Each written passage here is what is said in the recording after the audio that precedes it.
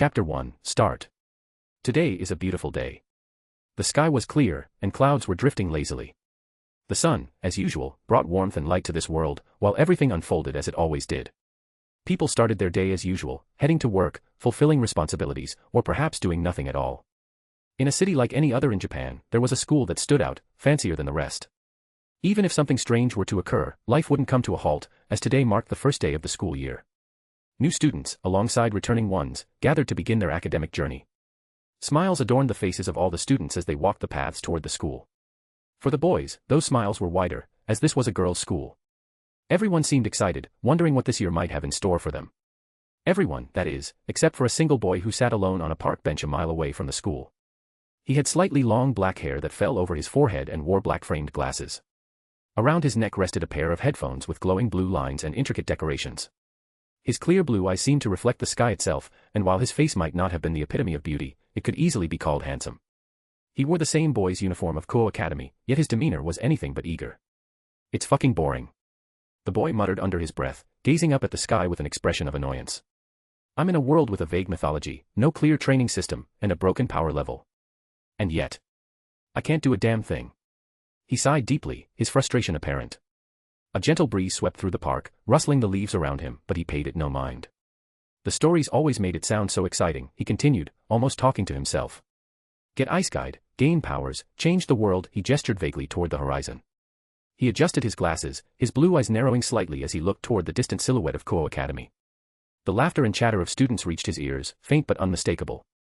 This marked the 17th year of Leo's life in this world. Yes, Leo wasn't originally from here. He was someone whose very existence was an anomaly in this place of gods, angels, and demons. The why and how of his arrival remained a mystery even to him.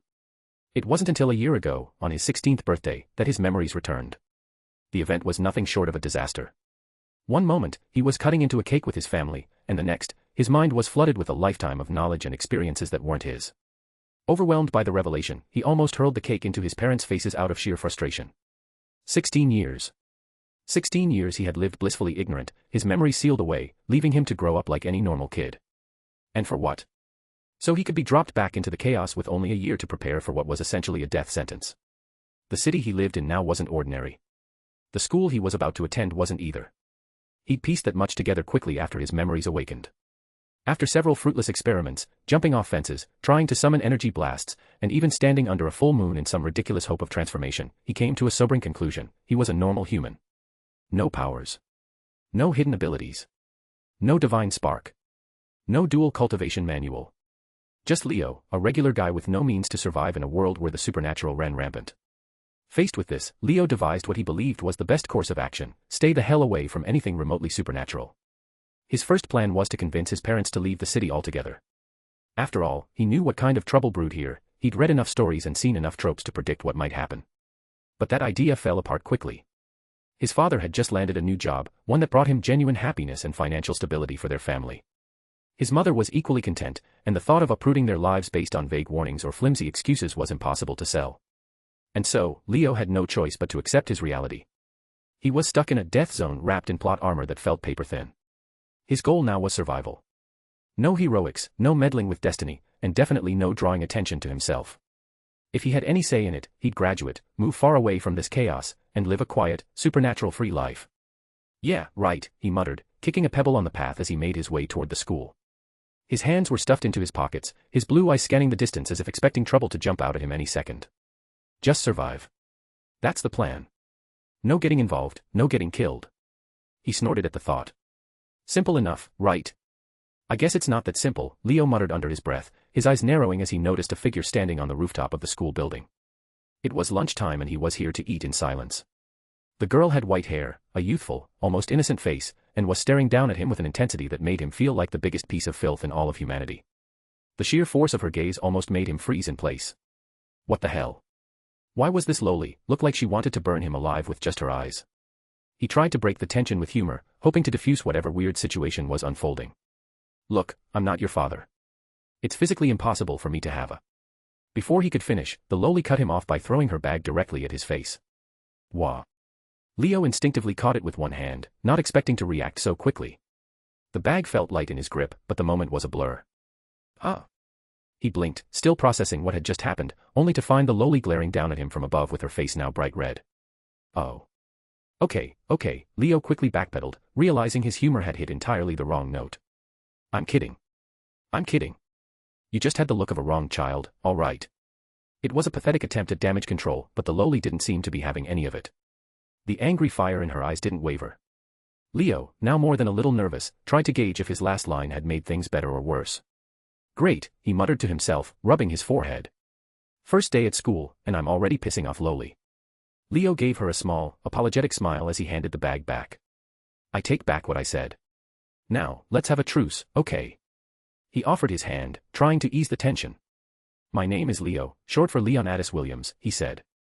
The girl, Kaneko, looked at his hand for a moment before shaking it with a quick, almost robotic motion. Kaneko, she replied, her voice monotone. Leo nodded, relieved that things weren't escalating further. Nice to meet you, Kaneko. Leo sat at the rooftop, his pasta in front of him as he took a bite. Kaneko sat beside from him, her lunch much simpler, a traditional children's dish with rice and a side of pickles, along with a small apple pie she had brought herself. The two ate in silence, occasionally glancing up at one another, but neither seemed to feel the need for conversation. Leo was content with his pasta, savoring each bite, while Kaneko quietly ate her meal, her gaze occasionally flicking toward Leo's food. Finally, it was time for dessert. Leo opened the bag with the homemade cookies he'd brought from home, the smell of chocolate chips filling the air. As he pulled out a cookie, he noticed Kaneko staring at him, eyes wide and mouth slightly open, the corners of her lips forming the beginnings of a drool. Caught off guard by her open display of interest, Leo raised an eyebrow. The moment she realized he was looking at her, she quickly corrected her expression, straightening up and fumbling with her apple pie in a flustered panic. Her face flushed slightly, and Leo couldn't help but think it was adorable. After a few moments of awkwardness, Kaneko cleared her throat and awkwardly offered him a piece of her pie. Trade, she said, her monotone voice sounding almost shy. Leo chuckled softly, appreciating the gesture, and smiled. Okay, he replied, taking the offered slice of pie and holding it out to her in return with a cookie in his hand. As they traded desserts, Kaneko seemed a bit more at ease, though still visibly stoic. Leo took a bite of the pie, enjoying the sweetness, while Kaneko took a careful bite of the cookie, her expression softening as she chewed. As the bell rang, signaling that lunch was over, Kaneko began to gather her things and stood up to leave. However, before she could walk away, Leo called out to her. So, friends, he asked, mirroring the straightforward approach she had used earlier. His voice was casual, but there was a hint of genuine curiosity behind it. Kaneko stopped in her tracks, looking a bit conflicted for a moment.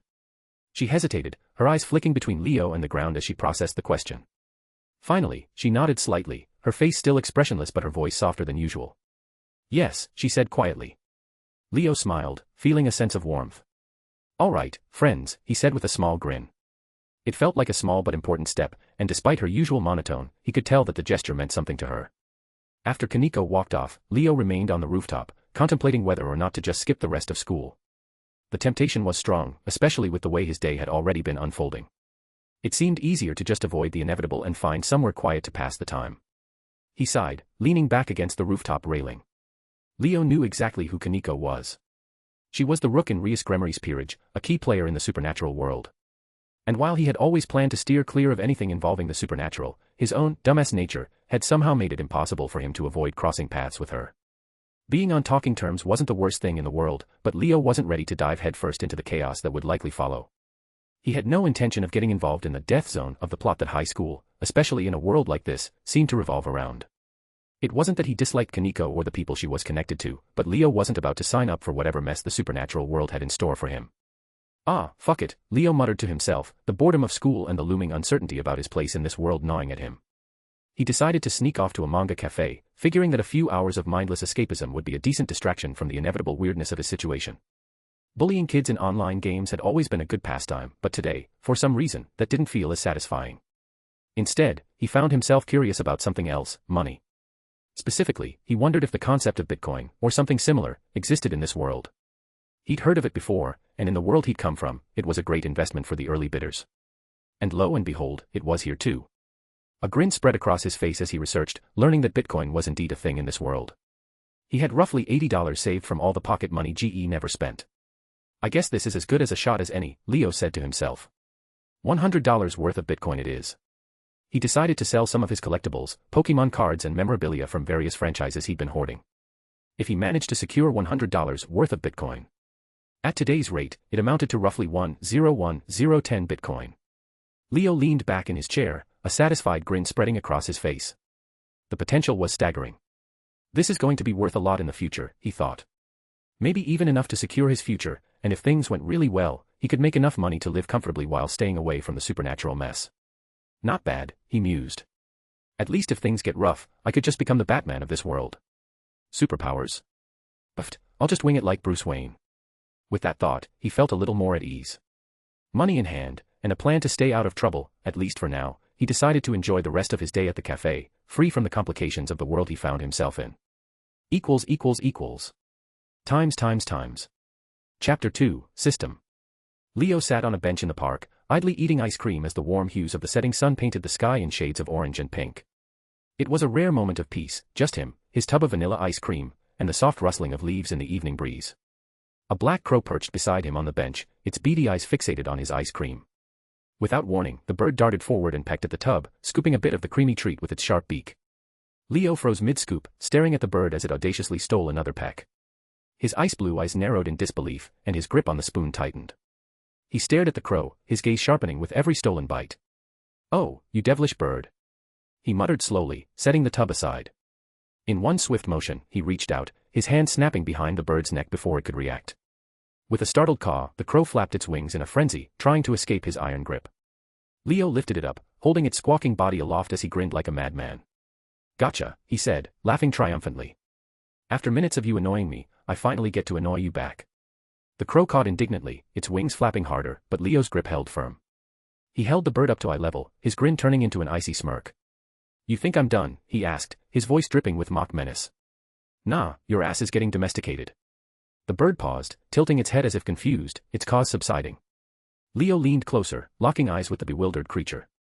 "Welcome to Human Simulator, Motherf *****A. He plopped the bird back onto the bench beside him, reclaiming his tub of ice cream with a victorious look. The crow sat there, momentarily stunned, before cautiously pecking at the edge of the bench, as if debating whether to risk another bite. Leo laughed, taking a triumphant scoop from the tub. "Yeah, that's what I thought. Stay in your lane." Caw. The bird stared at him, then let out a small caw of what sounded like regret. Leo chuckled, shaking his head. "Fine. You get a pass this time, bird brain." He nudged the tub slightly in its direction. "But only because you've got guts. You're a till coming with me though." Caw. ****.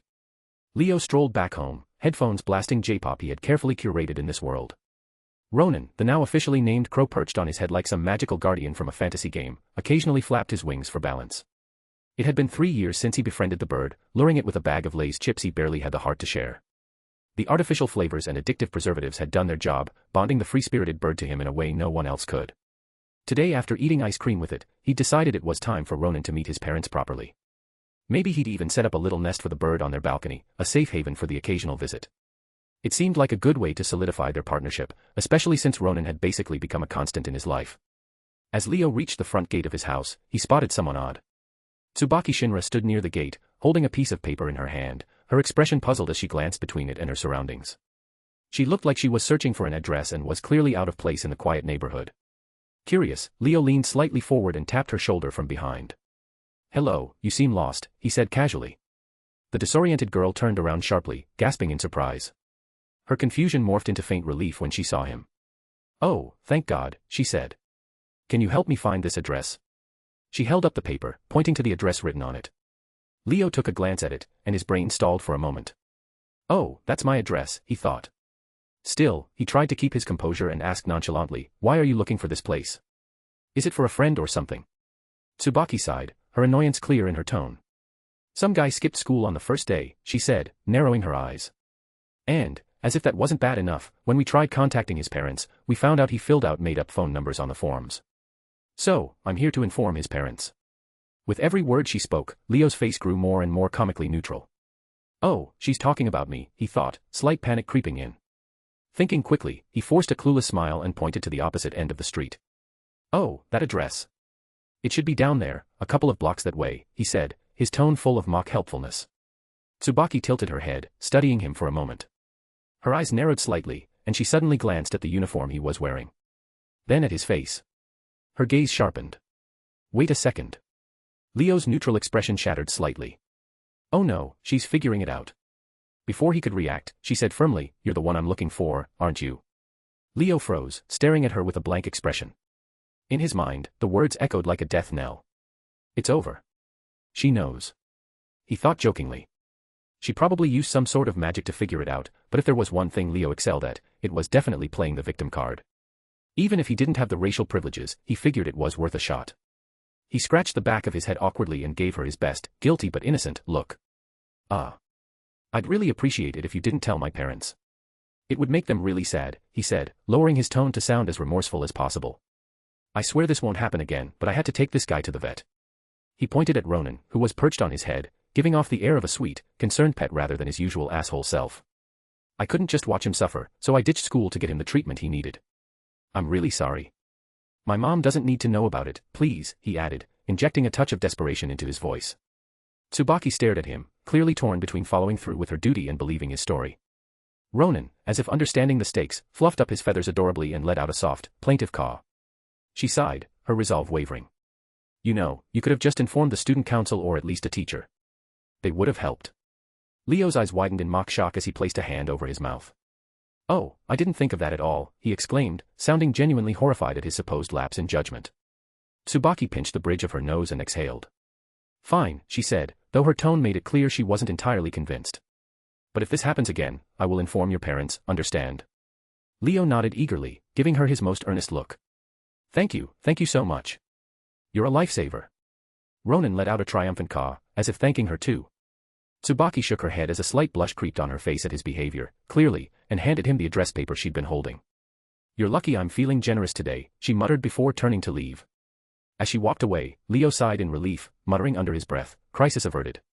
Thanks, Ronan. You finally earned your keep. Caw. The crow cawed smugly, as if to say, you're welcome. Convincing his mother about keeping Ronan and explaining their 3-year friendship was relatively easy. After all, Leo had always been good at spinning a heartfelt story, and Ronan's surprisingly well-behaved demeanor sealed the deal. His mom even suggested building a small perch for the crow outside.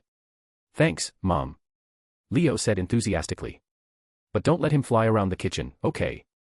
And keep your room clean, Leo, she replied, clearly amused by the odd bond her son had with the bird. His dad had simply shrugged, muttering something about, my son's weird. Just when Leo was about to head upstairs to his room, he froze mid-step as a glowing digital screen materialized out of nowhere, floating right in front of him. His first instinct was to scream in excitement, but he managed to clamp a hand over his mouth to stop himself from startling everyone in the house. Finally. The thing he had been secretly hoping for since he woke up in this world, a sign, a system, something. He stared at the screen, his excitement rising, only for his enthusiasm to crash the moment he noticed the words. Loading, 3 hours remaining. Leo groaned, slapping his forehead. What the fuck? Is the multiversal Wi-Fi seriously this slow? He thought in disbelief. Realizing there was nothing he could do but wait, he sighed and turned back to his parents. Thanks for making my favorite food, Mom. I'll handle the dishes tonight. His mother blinked in surprise. You want to do the dishes? Are you feeling okay? Even his dad raised an eyebrow. But Leo didn't care. He was on cloud 9. If he had to do a few chores to distract himself from the wait, so be it. I'll enjoy their shock while it lasts, Leo thought, scrubbing the dishes with uncharacteristic enthusiasm. When the 3 hours finally passed, he sprinted back to his room, slamming the door shut behind him. The progress bar on the floating screen was now complete, and a large button reading, Initiate, appeared. Here goes nothing, he whispered, pressing the button. The screen blinked once, and bold letters appeared in a sleek font. Multiversal Charter. It felt like he was booting up some ancient but advanced operating system. After a few moments, the screen turned a calming shade of blue, and another message appeared. Welcome to the Dimensional Chat Group. You have been assigned the position of host. Leo squinted at the words, his excitement mingling with confusion. Host as a post, what's that supposed to mean? The system immediately responded. A host is the initiator of a dimensional chat group. As the core of the group, the host has the authority to invite members, manage interactions, and oversee group activities. Hosts are selected based on their untapped potential and are placed higher in the multiversal charter's hierarchy. Okay, that sounds cool. But how does this help me get stronger? Or is this just some glorified interdimensional social media gig? The host system provides 3 primary features to ensure growth and multiversal contributions. 1. Recruitment and multiversal team building. The host is responsible for recruiting members from different dimensions. These members form a team that handles localized and non-localized threats within their respective dimensions and other world lines under the multiversal charter. The host acts as a recruiter, strategist, and leader for these operations. 2. Story tree. The story tree analyzes the host's native timeline and calculates all possible paths for development. The host can select a role that best suits their growth and influence. Choices are time-bound and cannot be changed once made. Missions within the story tree are optional but highly beneficial for personal development. 3. This feature is currently locked and will only become available once the group becomes active. Leo leaned back in his chair, processing the information. So I'm some kind of dimensional army manager. And the story tree thing sounds useful but a little ominous. What happens if I pick a bad path? The story tree ensures optimal growth for the host. It is designed to guide, not to restrict. The host has complete freedom to choose, but each path is unique and irreversible. Great. No pressure then, he muttered sarcastically. Suddenly, a thought struck him. Wait, do I at least get a newbie pack or something? Isn't that standard? A newbie pack will be granted after the host selects their initial path from the story tree. Leo groaned but nodded. Fine, let's get this over with. Show me the story tree. The screen shifted, and a glowing tree with countless branches appeared. Each branch was labeled with cryptic titles like The Eminence of Shadows, The Beast's Keeper, and The Strategist's Gambit. Each one pulsed faintly, waiting for him to choose. Stones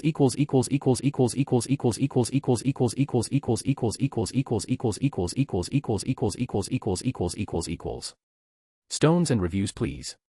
Chapter 3, Choices. Note. Things in 1 type indicator next to them will be explained for everyone at the end of chapter. As Leo immersed himself in the countless titles and intricate paths displayed on the story tree, his excitement was quickly dampened by a glaring realization: all of them were grayed out. What gives, he muttered in frustration, narrowing his eyes at the inaccessible choices. The titled paths will unlock after you have chosen your basic affiliation. Once your affiliation is selected, new titled paths may emerge based on how closely you adhere to the system's directives. However, nothing is set in stone. A projected path can shift into another based on deviations from system guidelines.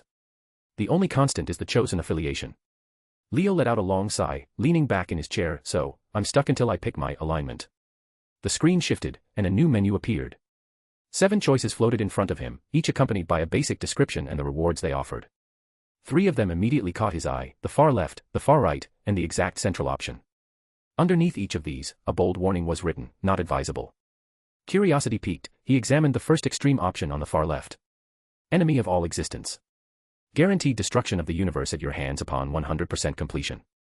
Unlocks world-line travel without system guidance in the end. Reward, 1-star annihilation power. What kind of universe destroyer starts at the bottom? You are the end of all. Planetary destruction is child's play. Trait, you are meant to end it all, so in a twisted way, everything belongs to you. Meta power absorption, you can absorb and weaponize powers, traits, and abilities of others. Seed of Executioner. Leo's eyebrows shot up. Wowza, this is literally villain supreme. Guaranteed destruction. Talk about overkill. And what's with that, Seed of Executioner? Sounds ominous as hell. He moved on, intrigued by the next eye-catching option in the center. The absolute neutral. Your life has no effect on the end of the universe. You exist as an observer, detached from the flow of events. Reward, type 1 to 6 immortality. Neutrality is hard to maintain when your life is at stake. 1. Trait, you are not a resident of this world, and you've chosen not to have a say in its fate. Your alien perspective allows you to perceive all obstructions as they truly are. Metacomprehension, your insight into reality lets you decode even the most incomprehensible phenomena. Seed of Arbitrator. Leo tilted his head. So, basically, I'd be the ultimate outsider. No allies, no enemies, just a spectator. Sounds lonely, but that immortality perk is tempting. Finally, he turned his attention to the far-right option. Savior of all existence. Guaranteed transformation of the universe into the ultimate utopia without grief or pain upon 100% completion. Unlocks universe creation. Reward, 1-star creation power. What kind of universal savior starts as a street magician? You are the savior of all. Planetary miracles are a child's play. Trait, you are destined to be the ultimate hero, but without allies, your intentions may be mistaken as megalomania. You must rise as the better man in every situation. Meta-protagonist, circumstances bend in your favor, aligning events to highlight your heroism and victories. Seed of Administrator. Leo whistled low. Okay, this is the polar opposite of the first one. Universe creation powers? That's nuts. But the pressure of being that perfect, yeah, no thanks. He glanced at the remaining 4 affiliations, which seemed less extreme in comparison. As he weighed his options, the system chimed in. Reminder, the host's choice will define their fundamental alignment, shaping their progression in the story tree. Be mindful that this decision is irreversible. Yeah, I got it, he muttered, scratching his head. So no pressure at all, right? He took a deep breath, staring at the screen, knowing that this choice was the first true step in shaping his destiny. Well, no guts, no glory. As Leo stared at the overwhelming options before him, the system chimed in. There is no need for the host to feel such intense pressure. The system understands that humans are rarely as polarizing or absolute as these choices suggest. All choices do not have to be selected at 100%. In fact, the system advises against choosing any path fully. Leo blinked, taken aback by the statement. Wait, what? So, I can blend them? Correct. Each choice is presented with a grayed out percentage bar. The host may allocate their preference across multiple options, creating a balance that aligns with your individuality. Overlapping choices often yield better results and are more sustainable. Leo tilted his head, mulling over the new information. So, I don't have to go full villain supreme or savior of all existence. That's a relief. The screen shifted, showing the same choices as before, but now with adjustable percentage sliders beneath each affiliation. The polarizing paths, enemy of all existence, the absolute neutral, and savior of all existence, had updated warnings beside their sliders. Not advisable, highly dangerous due to opposition from world administrators. The system continued. Polarizing choices are dangerous because most world administrators may not allow such extreme paths, even if the multiversal charter technically permits the distribution of seat of administrator, executioner, and arbitrator, and these roles exist within the charter's framework. They are not accepted by all world standards. The charter system is a basic understanding among dimensional entities, not an enforceable law. Leo rubbed his chin thoughtfully. So if I pick something too extreme, I could piss off some incomprehensible entity, huh? Got it. Precisely. A balanced allocation allows the host to progress effectively without drawing undue attention. It also ensures that your chosen path aligns with your core nature, maximizing compatibility and minimizing potential backlash. The sliders shimmered invitingly, each set to 0 by default. Below them, a new message appeared. Advisable allocation: distribute your percentages wisely to reflect a cohesive and unique identity. The sum of all choices must equal 100%. Unused percentages will not be assigned automatically. Leo exhaled deeply. Okay, system. Let's do this.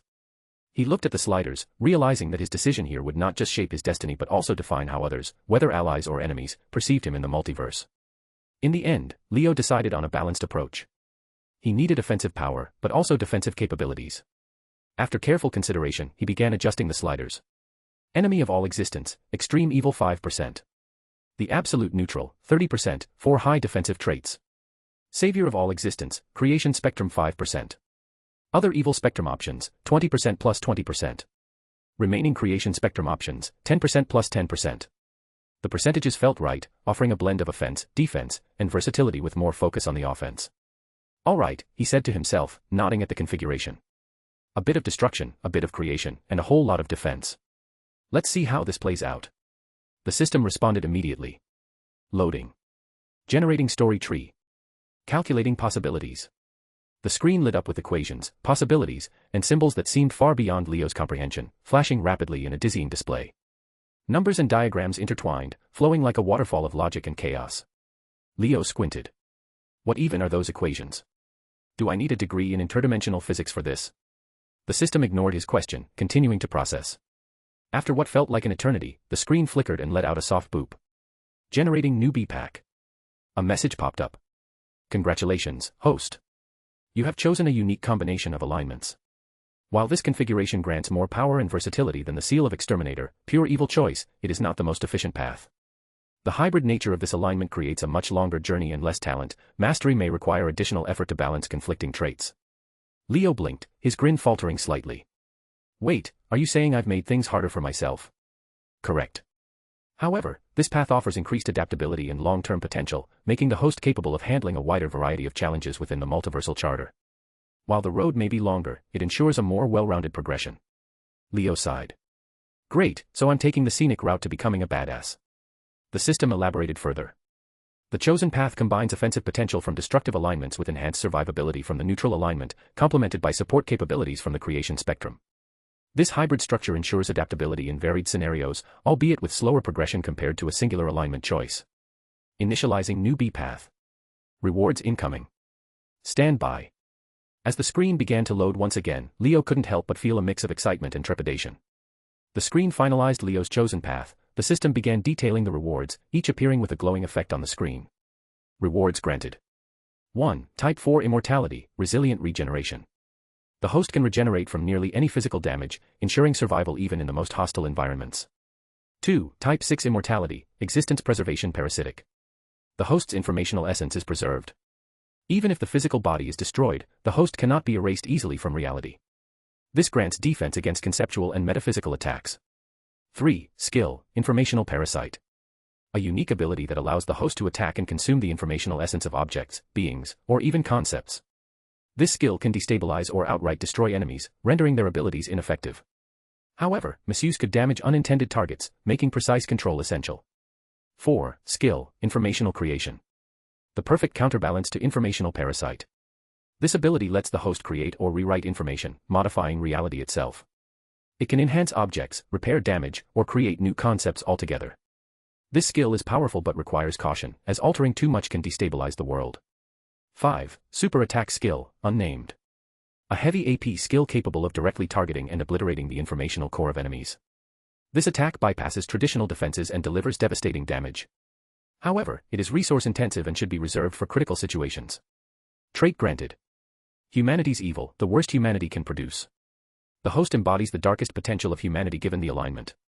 This trait enhances adaptability in chaotic environments and unlocks unparalleled cunning and ruthlessness in survival scenarios. Enemies will perceive the host as an overwhelming, malevolent force. Seed obtained. Seed of Satan.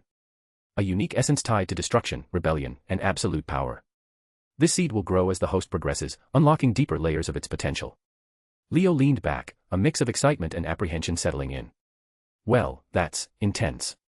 Type 6 Immortality, 2 insanely broken skills, and whatever humanity's evil is. I'm either a god in the making or a walking disaster. The system responded promptly. The rewards granted reflect the host's chosen alignment configuration. The inclusion of humanity's evil and seed of Satan aligns with the host's calculated trajectory leaning towards a particular alignment. However, this is not an efficient path. While the rewards are immense, the time and effort required to unlock their full potential will be significantly longer than other paths. Leo frowned. So, I'm playing on hard mode, huh? Correct. The path chosen provides greater long-term power but requires the host to navigate through more complex challenges. Additionally, misuse of informational parasite or informational creation could lead to self-harm or destabilization of the host's environment. Mastery is essential. Figures. Nothing worth having comes easy, right? Precisely. The system advises caution and thorough training to ensure the host's survival and success. A tutorial mission within the story tree is available to help the host understand their abilities. Begin now. He smirked, determination flashing in his eyes. Yeah. Let's do this. Hard mode or not, I'm ready to take it on. The system's screen shimmered, and the tutorial menu appeared. Leo's journey in the multiversal charter had officially begun.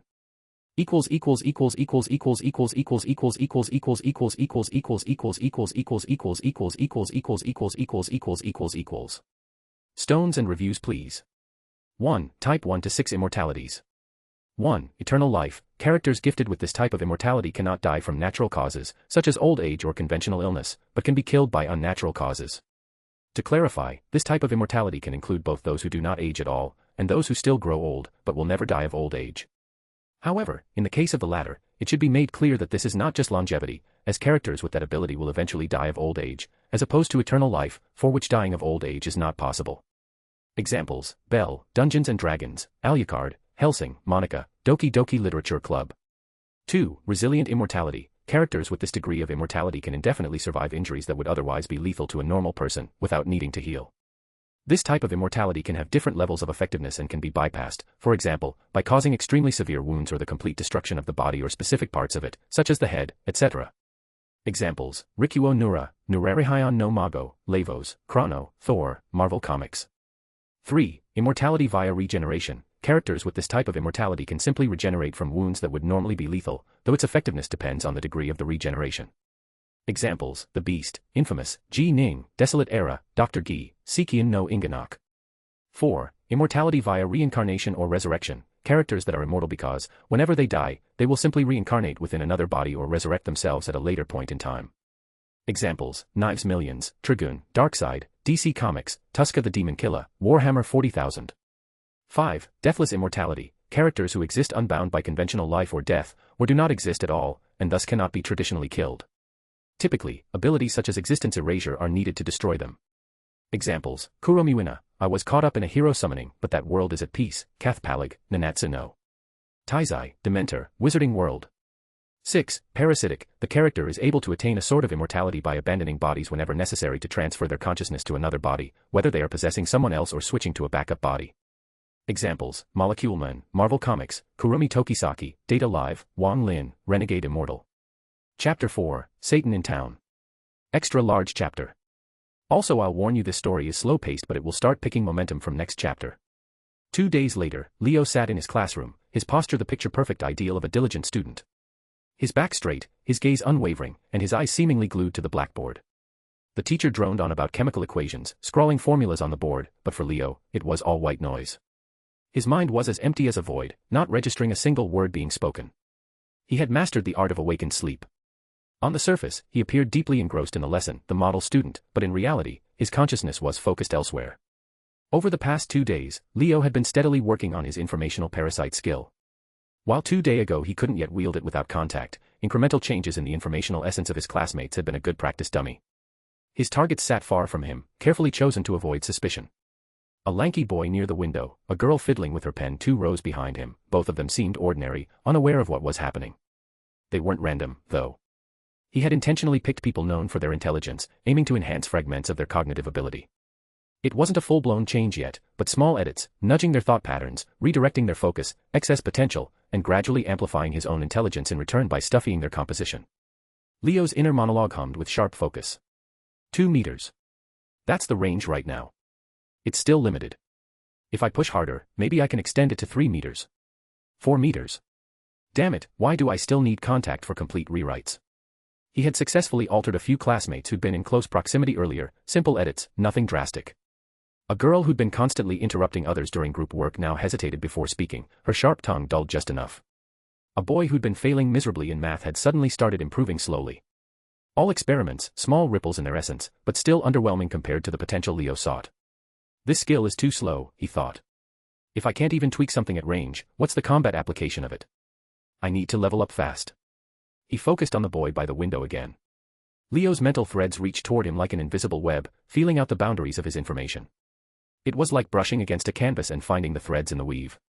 Slowly, carefully, Leo tugged. It was subtle, shaving away unnecessary distractions, redirecting mental resources, and funneling a whisper of the boy's latent potential into himself.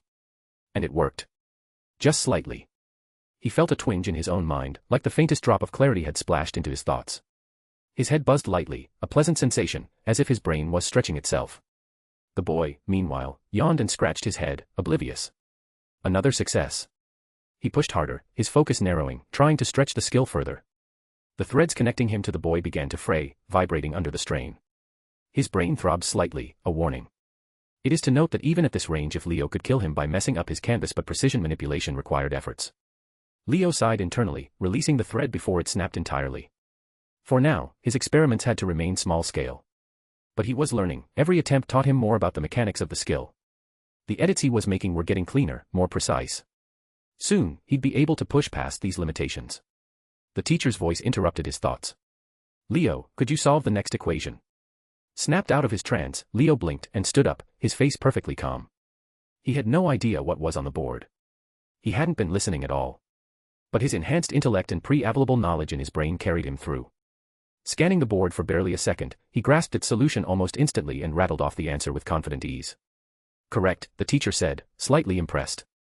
Leo sat at his usual spot on the rooftop, leaning against the railing as the cool breeze rustled his hair. His lunchbox remained untouched by his side, its purpose as obsolete as his need for food. Ever since gaining parasitic immortality and the informational skills, the necessity, and even the joy, of eating had faded from his life. It was one of the many small sacrifices he had made, trading away humanity's simple pleasure and gaining power by modifying his own body. He was lost in thought, staring blankly at the horizon, when the door to the rooftop creaked open. Turning his head slightly, he saw Kaneko step out. She was quiet, as always, her small frame and feline demeanor making her presence ghostly. She glanced at him briefly but said nothing. Leo smiled faintly and raised a hand in a lazy wave. He didn't expect her to respond. Kaneko was a recluse, a girl of few words who preferred silence over conversation. That suited Leo just fine. They were far too messy, far too interconnected, far too fast with the world he was beginning to entangle himself in. She took a seat on the opposite side of the rooftop, opening her own lunchbox. Leo didn't move to speak. He respected her silence and didn't want to invite her curiosity, or anyone else's. As he leaned back against the railing, the system's interface flickered into his mind. Mission, laying your claim. It was the first stage of his story tree, and Leo knew it was important. Objective, announce your presence as the true Satan of this world. He skimmed through the details again. There were options, there were always options, but none of them were simple. The system outlined two primary approaches. 1. A subtle claim, make your presence known to a small, contained group of supernaturals. Announce yourself as the Satan without triggering widespread chaos. This would provide moderate rewards, enough to grow stronger but not enough to make a significant impact. 2. A grand declaration, march into the heart of the underworld, into Lucifer's domain, and lay your claim in front of the 4 current Satan leaders. Threaten their fragile system with destruction, offer them a timeline to fix the underworld's issues, and act as if you're a higher power offering an ultimatum. This would yield far greater rewards but would draw all attention to you, putting you in direct conflict with the devil factions and potentially everyone tied to them. Leo let out a frustrated sigh. The system was pushing him toward the risky option, dangling those tempting rewards like a carrot on a stick. Sure, he could do it small scale, keep it contained, but where was the fun, or the power, in that? The underworld was a mess, with political corruption, infighting, and fractured loyalties that could be easily exploited. His best option for long-term influence was to target the core of their system, but the risks were monumental as it could spiral out beyond HIW controls, and the next thing he will have to do at that point is something the German guy with funny mustache would love. Kaneko glanced at him briefly, probably sensing his internal turmoil, but didn't say a word. Leo sat beside Kaneko, quietly observing her as she munched on the cookie, seemingly oblivious to his presence. His eyes flickered briefly, glowing a faint, eerie yellow. A faint pulse of energy surged within him as the world around him shifted in his perception. Everything physical, the rooftop, the sky, the school below, faded into the background, replaced by intricate layers of data. The fabric of reality revealed itself as a lattice of quantum interactions. Numbers and equations spiraled before him, visualizing gluon interactions holding matter together. The Higgs field appeared as ethereal strands, quantifying the mass of every particle within his vision. What fascinated Leo the most was how seamlessly this information coalesced into what everyone perceived as reality, yet he now saw it for what it truly was, raw, manipulable data. This shift in perception was the result of the only self-modification Leo had dared attempt using the informational parasite skill. He had parasitized his own information, rerouting external energy to transform his left eye into a conduit for analyzing the information structure of the universe. The process had been agonizing, every cell in his eye screaming as it was rewritten, forcing Leo to limit the modification to one eye for now. Despite the pain, the result was worth it. Turning his enhanced vision toward Kaneko, Leo noticed something intriguing. Her data was fundamentally different from that of normal humans. Multiple external layers of information swirled around her, vibrant and dense, hinting at a complexity far beyond the mundane. Animalistic traits flared within her core, almost as if her essence was intertwined with something well animalistic. Which, given she was basically cat-given human body, it made sense. But what truly caught his attention was the magic within her, or more specifically the evil piece. But more important to note was just plain old magic when present in large amounts. Unlike physical particles, which followed predictable quantum interactions, magic carried an entirely unique signature. It warped the density of her massive information, an abstract measure Leo had developed to quantify the complexity and weight of a being's essence. Magic, he realized, wasn't just energy, it existed as information flowing against the grain of time, reversing its flow while remaining integrated with the physical world. Leo found this utterly fascinating. However, he couldn't interact with it yet. He didn't fully understand how to access or manipulate this reversed flow of information. Magic is like data folded over itself in ways it seems magical in itself for it to exist. Kaneko glanced briefly at him, her golden eyes narrowing slightly as though sensing something was amiss. But she quickly returned to her cookie, dismissing his stare as unimportant. Leo sighed in relief and leaned back. She hadn't noticed his observation yet, but this encounter gave him valuable insight. And oh boy, was it an insight. Leo's eye looked at the carefree Kaneko as she quietly munched on her cookie, completely unaware of the sheer cringe-fest that was her devilified physiology. The moment he looked past the surface with his parasitic modifications, he nearly recoiled. It wasn't just bad, it was straight-up butchery. Her Nikomata side was elegant and naturally harmonious, something primal yet beautiful. And then the devil bullshit came along, slapped on like someone took a paint bucket to the Mona Lisa. Fucking a juka, Leo thought, half laughing, half disgusted. Genius my ass. The guy's a toddler playing with quantum crayons. Don't get him wrong, the devil pieces were an impressive bit of work. A juka had managed to force supernatural traits onto beings without even understanding the fucking superluminal magic particles he was working with. Mana wasn't energy, it was a particle, moving faster than light, literally reversing time for itself and all the particles around it. The evil piece shit was quantum insanity, and Ajuka slapped it together like he was mixing cement. Leo's enhanced vision showed just how bad it was. The mana interacting with Kaniko's Nikomata core wasn't just a mess, it was cruel. The whole thing reeked of informational violence. He didn't even know if such a word existed. Her existence, her very essence, had been rewritten in a way that, while functional, was agonizing to look at. The forced melding of traits didn't respect her body, her spirit, or the unique flow of her Nikomata heritage. It's like someone built a Ferrari and decided, hey, let's weld a train engine into this bitch and call it a day, Leo thought, his yellow eye twitching. And the worst part? No one else would even notice. Kaniko, the devils, the fucking supernatural big shots, they were all oblivious. They couldn't see what Leo saw. They didn't know that mana was time-reversing particles. They didn't know the reincarnated devils were walking informational crimes, held together by duct tape plus thoughts and prayers. Quite literally. The evil pieces relied on the master-servant bond to keep the whole thing from falling apart. Without that external link stabilizing the process, the entire system would probably collapse in on itself like a dying star given the master can renew the code on the layer of devilification that decays. The evil pieces essentially forced a new layer of information over someone's existing physiology, creating a devilification effect.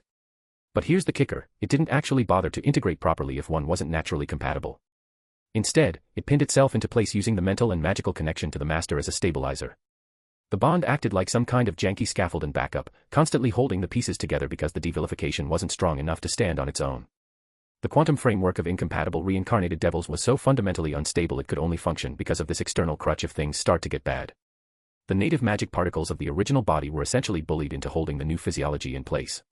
Without the master's connection, the system would crumble like a house of cards if the person devilified isn't compatible with devil physiology naturally. It's like someone built a fucking skyscraper, but instead of using steel beams, they used spaghetti and hoped no one would notice. And the spaghetti only holds because the chef's praying real hard. This wasn't just bad design, it was virtual nonsense manifesting in the quantum realm. The evil pieces essentially projected a false construct of devil physiology over the original body. The problem? It wasn't real. The devil traits didn't truly merge with the host, they were just pinned there, floating like a ghostly overlay.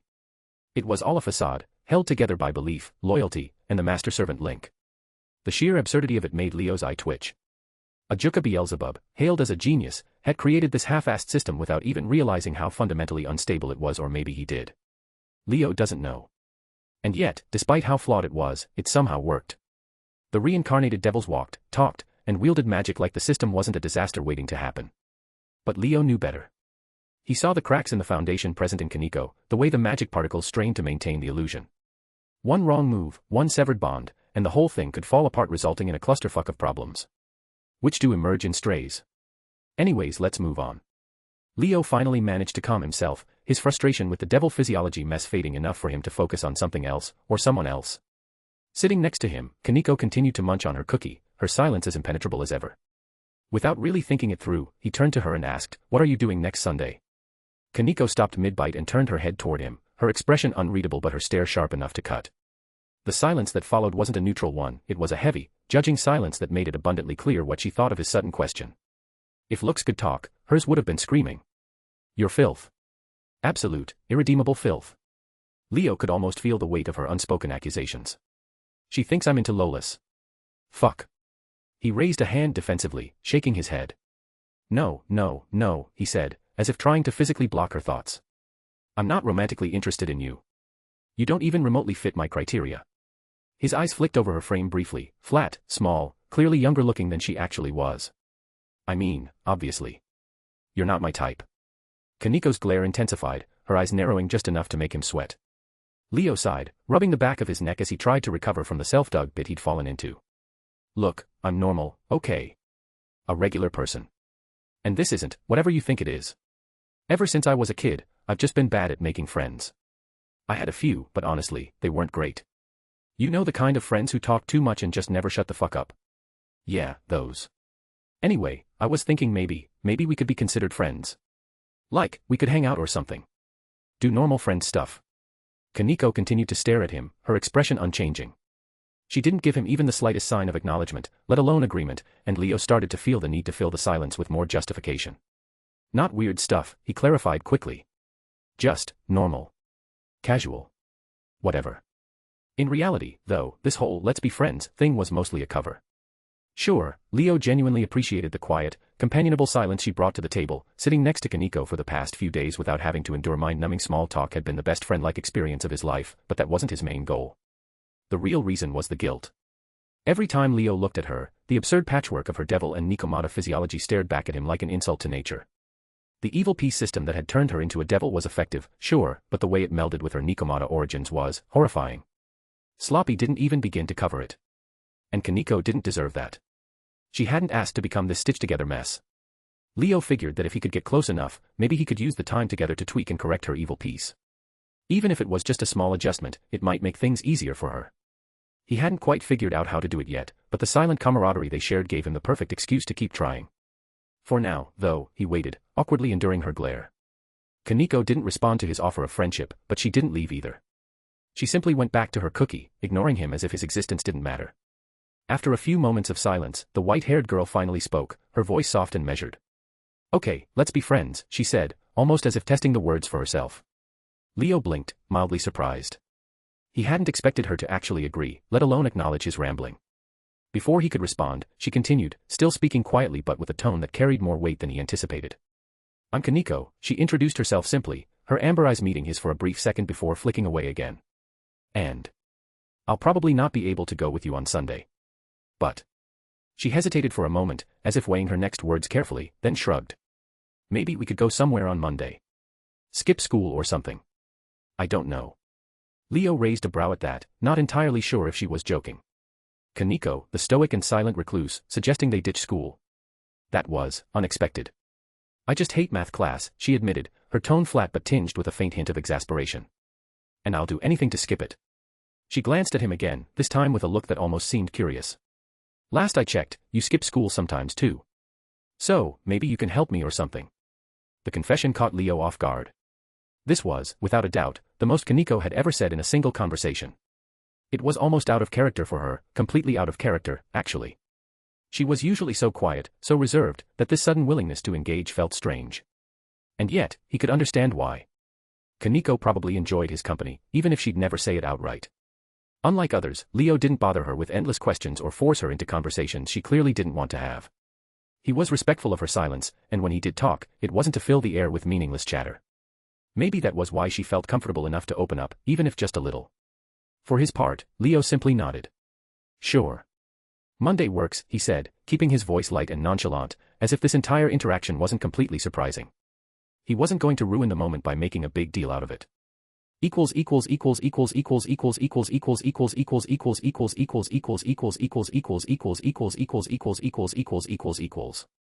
Stones and reviews please. Chapter 5, Preparation. Late at night, while the house was cloaked in silence and his parents were fast asleep, Leo sat at the kitchen counter. His focus was entirely on the mundane objects before him, coffee beans, milk, and the faint hum of the refrigerator. But what he was doing was far from ordinary. His eyes glowed faintly, yellow lines flickering across his vision as he assigned new properties to the coffee beans. The process was slow and meticulous, each adjustment carefully calculated. The informational skill he had honed was being put to work, not for himself this time, but for his parents. He was altering the very essence of these everyday items. The coffee beans now held properties that would subtly enhance the dringer's physical resilience. The milk would fortify the immune system, pushing their bodies to fend off diseases and repair damage at a far higher efficiency than before. It was delicate work. Leo knew better than to take risks when it came to his parents. Unlike his experiments on himself or distant classmates, this had to be perfect. Any mistake, any instability in the changes he made, could have disastrous consequences. And he couldn't allow that, not with them. The scope of what he wanted to achieve was enormous. He envisioned a future where his parents' skin would naturally harden, resistant to even the most advanced magic or physical harm. Where their immune systems would be so strong that illness and aging would slow to a crawl. Where their bodies would adapt to protect them from a world he knew was far more dangerous than they realized. For now, these enhancements were minor, small steps toward a greater goal. Each sip of their morning coffee, each drop of the milk they drank, would subtly strengthen them over time. It wasn't flashy or immediate, but it was safe. Leo leaned back, rubbing his temples as he finished assigning the properties. He couldn't bear the thought of losing his parents, not before he'd accomplished something meaningful in this world. Not before he made them proud. It's time. Leo glanced at the clock before heading to his room. He dressed himself in a leather jacket and a mask he had made, completing the look with boots that added a mysterious touch. His attire wasn't just for show, everything he wore was enhanced to ensure he wouldn't draw attention. Anyone who looked at him would quickly lose interest, a strange but effective way to stay unnoticed. Sure, there was the rare chance someone might notice how unnatural the effect was, but Leo wasn't too concerned. His goal tonight was simple: drain the ley lines outside Kuo. Why? To create the foundation of his ultimate power set.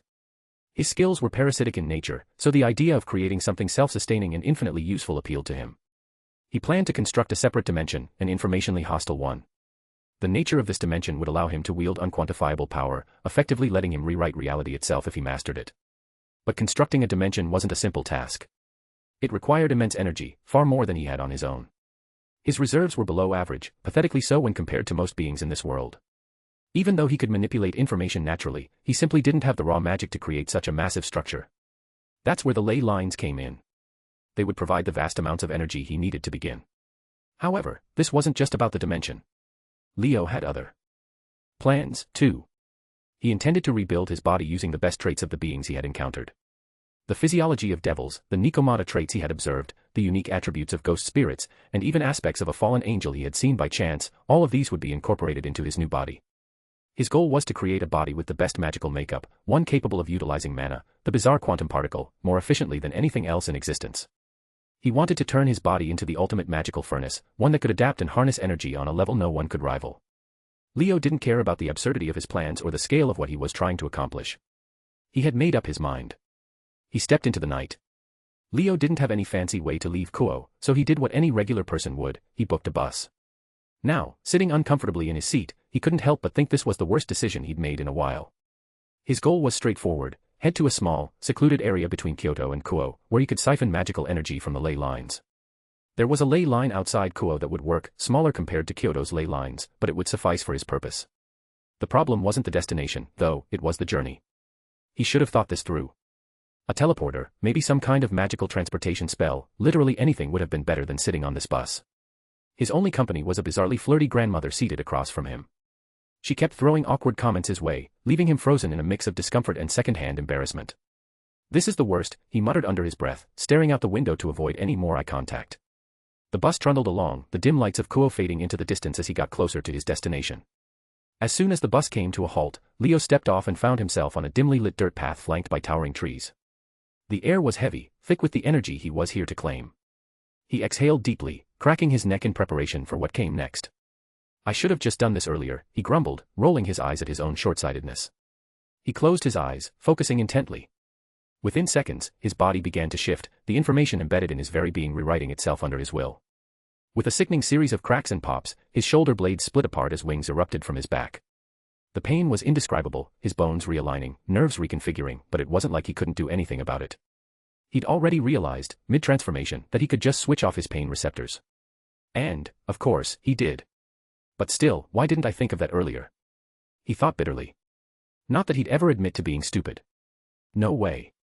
He was the most genius person in the world, a walking miracle, and it was absolutely not self-praise.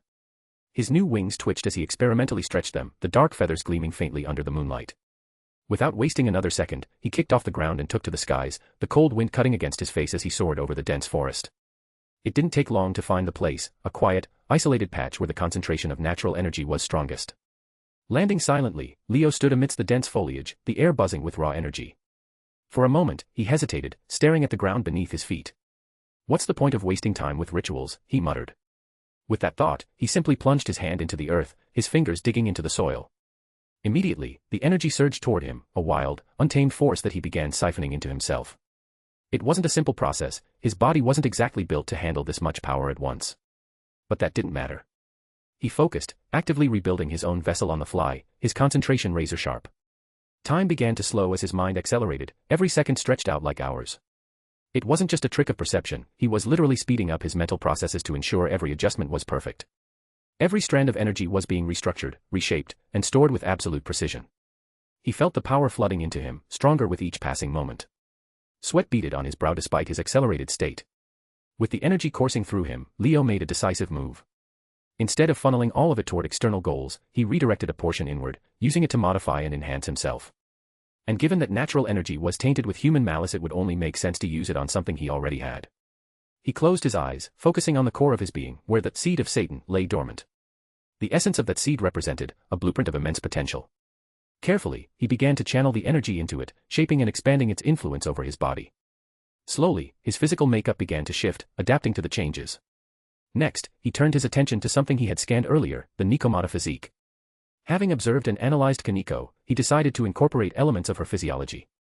This change would attune his body more closely to natural energy, which he now understood was fundamentally different from mana. While mana was a versatile magical particle, natural energy was raw and primal, a byproduct of the Earth's own systems. It wasn't bound to mass like gravity or other forces, instead, it arose from the dense concentration of mana within the Earth itself. Though less versatile than mana, natural energy had its own unique and immense power. As the energy surged through him, he began to make further modifications, incorporating traits he'd scanned from a passing fallen angel. If he planned to eventually present himself to the underworld as the rebirth of Lucifer, or the true Satan, he needed to look and feel the part. And what better way to sell that image than by embodying elements of both a devil and an angel? The showmanship of his first appearance would be just as important as his actual strength. He didn't want to rely on his super destructive skills, not yet. He reflected on his most dangerous ability, a terrifying attack that could obliterate half the underworld if unleashed unrestrained. It was a skill that degenerated information, returning matter to its original state by erasing its fundamental structure. Which triggers a chain reaction of the degeneration causing surroundings to enter a fluctuative state that causes things to collapse in on themselves. Even gluons, the particles holding atomic nuclei together, couldn't resist its effects. It was overkill, and he had no desire to use it. But at the same time, he couldn't diminish himself by appearing weak. This process of building his body would ensure that even his base abilities could hold their own. As he worked, his body underwent grotesque transformations. His skin ripped apart, then reformed, his muscles shredded themselves, only to regenerate stronger and more refined. It was an agonizing process, at least in theory. He'd long since turned off his pain receptors, so he didn't feel a thing, though his brain still registered the information. The human malice part was a bitch as he kept hearing voices and painful emotions, but it was bearable with a few modifications. He watched it all happen in silence, observing the gore and chaos with an almost detached fascination. Despite the brutality of the process, it was oddly therapeutic. He'd always viewed humans, including himself, as imperfect beings, flawed down to their very core. Watching his body evolve, becoming something far beyond human, gave him a strange sense of satisfaction. For once, he felt as though he was truly improving himself, reshaping his very nature to reflect his ambitions. As the transformation reached its peak, Leo felt something shift deep within himself, something he hadn't anticipated. The seed of Satan had absorbed more than enough energy tainted with human malice, and for a moment, he felt a surge unlike anything before. It was then that he heard it, a sound that defied explanation, a resonance traveling from within his very core. Crack. The moment the shell of the seed of Satan cracked, it was as if the very fabric of reality had been torn open. A deafening rumble rolled through the earth, shaking the ground with such force that trees toppled and rocks split apart. The sky, serene only moments ago, twisted and churned as dark clouds formed unnaturally close to the ground, sinking to a mere 100 to 200 meters above him. The air grew heavy, suffocating, charged with natural energy and mana that prickled against his skin. Then, the winds came. They howled with ferocity, spiraling around him like a vortex, tearing leaves from branches and flinging them into the air like confetti in a violent storm. The gale wasn't natural, it was alive, responding to the energy emanating from him. The pressure in the atmosphere grew so intense that the ground seemed to groan in protest. And just when it felt like the earth might collapse beneath him, the world erupted in light. Arcs of pure energy exploded downward from the clouds, illuminating the darkened forest in blinding flashes. Simultaneously, jagged streaks of power shot upward from the ground, breaking free of the earth's crust. The two opposing forces met at one point, him. He screamed, in pain that he felt in his soul, as the energy forcefully entered his body. It was the planet itself funneling power into him, a deluge of energy so vast that it threatened to tear him apart. His body convulsed as the raw force merged with his being, but through it all, he remained standing. The incoherent voices he heard during all this was clearer now. It was no longer a stream of unintelligible gibberish of pained screams and disgusting thoughts. It was the planet itself, speaking to him. Welcome. The word echoed in his mind, resonating not just in his consciousness but in his very soul. It was surreal. The planet, this ancient, indifferent force, had acknowledged him. But why? Why would it help him, a parasite draining its energy? Why would it give him power when others before him had likely done the same and been ignored? Why are you helping me? He asked aloud, his voice shaky, half lost in the roaring winds. Why would you care? The voice didn't answer his question. It didn't need to. The truth was, he didn't care. If the planet wanted to help him, he would take it. If it wanted something in return, he'd deal with that later. But as he stood there, surrounded by the storm of energy, another realization hit him. The planet had screwed him over. This much energy being channeled into him. Every single supernatural entity in the world would have noticed. There was no doubt. They were coming. Shit, he muttered, glancing at the swirling chaos around him. He reached out to the voice again, now desperate. Help me in doing this faster, give me a blessing or something, he pleaded. There was silence for a moment. The energy coursing through him paused, as if the planet itself was considering his words. Then, finally, the voice spoke again, soft but powerful. Okay. Relief flooded through him, though it was short-lived. He could already sense the approaching presences, powerful, curious, and likely hostile. Time was running out, but for now, he focused on finishing what he'd started.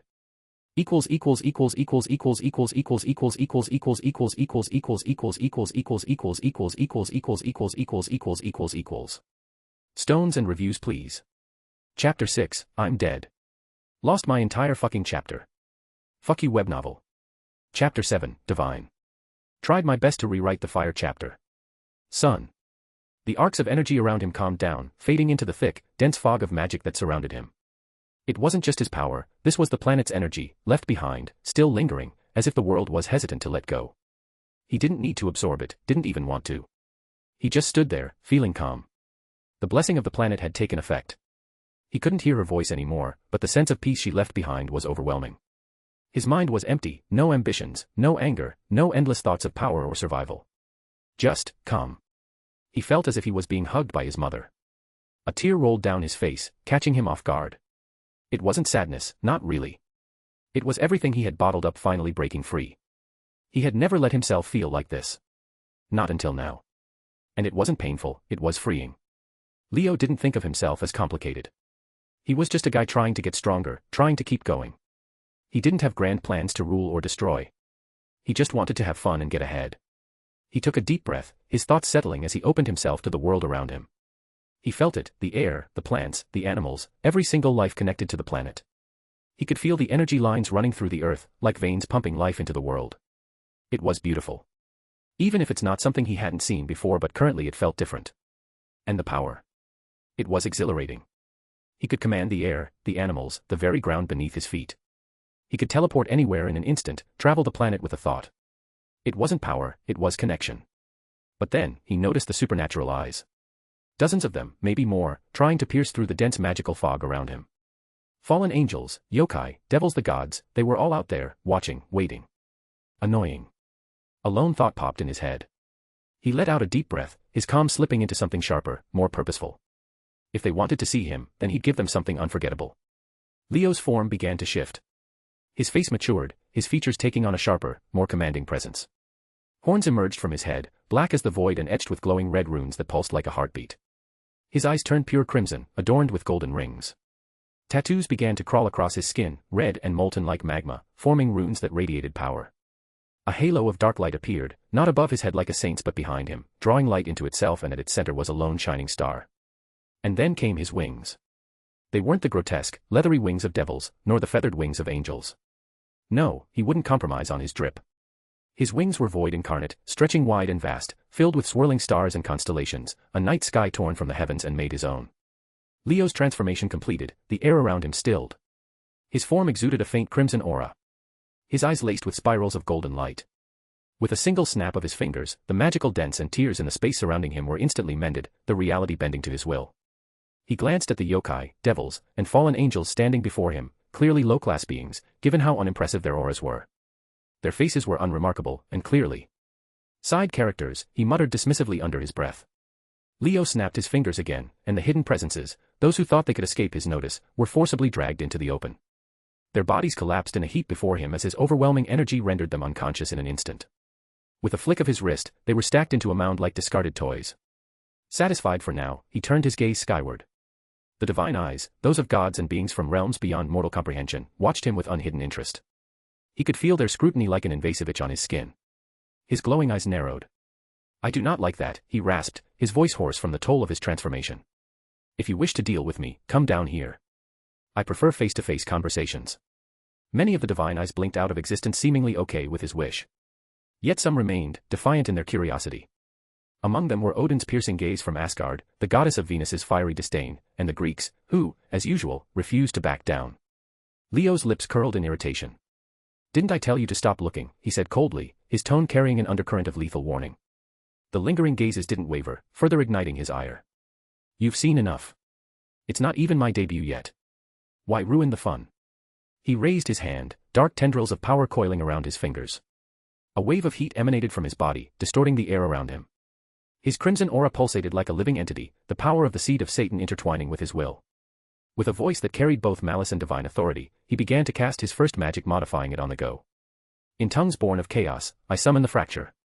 The voice of humanity's malice, the ashes of their sins fuel my call.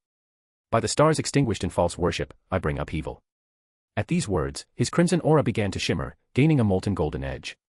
In heaven, the system designed to manage miracles and divine intervention was in overdrive due to Leo targeting it with his spell.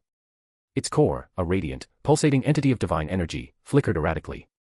Michael stood before it, helpless, his golden blade trembling in his grasp. He's siphoning the system, draining it. Gabriel, usually calm and the optimistic one, had tears in her eyes.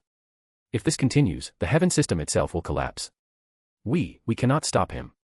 Sparks of light burst from his body like fragments of shattered suns, cascading into the atmosphere and warping the ground beneath him. Venus, whose grace now bends to my dominion. Arathna Kaito, Shkarl, let the bindings of Venus unravel. A radiant star formed above him in his glowing halo, brightening to an intensity that scorched the sky itself.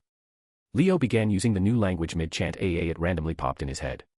He attributed it to be some kind of high-dimensional language with its source as seed of Satan. The faint hum of celestial music twisted into discordant, maddening notes. The goddess of beauty stumbled as her control weakened. Her realm shook, and her temples crumbled one by one. Ishtar, the goddess of love and war, felt the disturbance rippling across her domain. Yet, instead of anger, her gaze narrowed with curiosity. A golden sigil appeared at her feet, her body consumed by light and teleported far beyond her dominion before the spell cowl damaged her realm further since it was targeting her. Let the false heavens tremble. The stolen power of miracles is mine to wield. Iathelin. Korsnahaya, Ultreth, Iklas. In Asgard, Odin leaned forward on his throne, his lone eye fixed on the cracks forming in the sky above. The golden dome of Valhalla trembled, and the roots of Yggdrasil groaned under Leo's power. Thor clenched Mjolnir tightly, sparks of lightning dancing around him.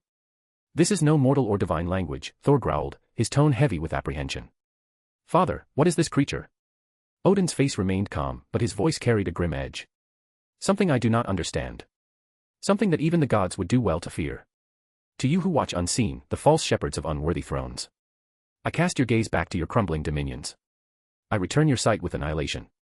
As Leo spoke the words, the skies above Asgard cracked open like glass. From these fractures emerged massive ringed eyes, glowing with a crimson and gold light that mimicked Leo's own. Each eye cast its gaze upon the golden halls of Valhalla, the roots of Yggdrasil, and the endless skies of the realm, their presence warping the fabric of Asgard. In Mount Olympus, the heavens thundered as cracks spread across its marble dome. Above him, the clear skies turned an angry red, streaked with black cracks that spread like veins across the heavens. Heresy!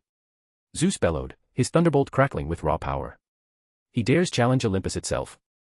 Athena stood beside him, her usually calm demeanor shaken. This is no ordinary defiance. He speaks in tongues that even I cannot comprehend. The sacred temples quaked, their pristine surfaces marred by streaks of blackened decay. Zeus roared in defiance, but even his thunderbolt faltered under the onslaught. With his hand raised high, Leo whispered, "Witness the truth of decay." He brought his arm down in a swift motion, and the world responded with an earth-shaking sound of grating metal. From the ringed eyes hovering above each realm, beams of pure light enveloped in conceptual decay rained down. These beams carried more than destruction, they unraveled the very essence of what they touched. Asgard's skies burned, its roots withered, and the golden halls burning. In Mount Olympus, the divine marble structures cracked and crumbled, their foundations eroded by the beams. The lower gods scrambled to shield themselves, but even their defenses showed signs of fracture. Ishtar, meanwhile, appeared in a distant, desolate place, untouched by the devastation but far removed from her seat of power since she had stopped observing him and sacrificed a portion of her divine energy as a scapegoat.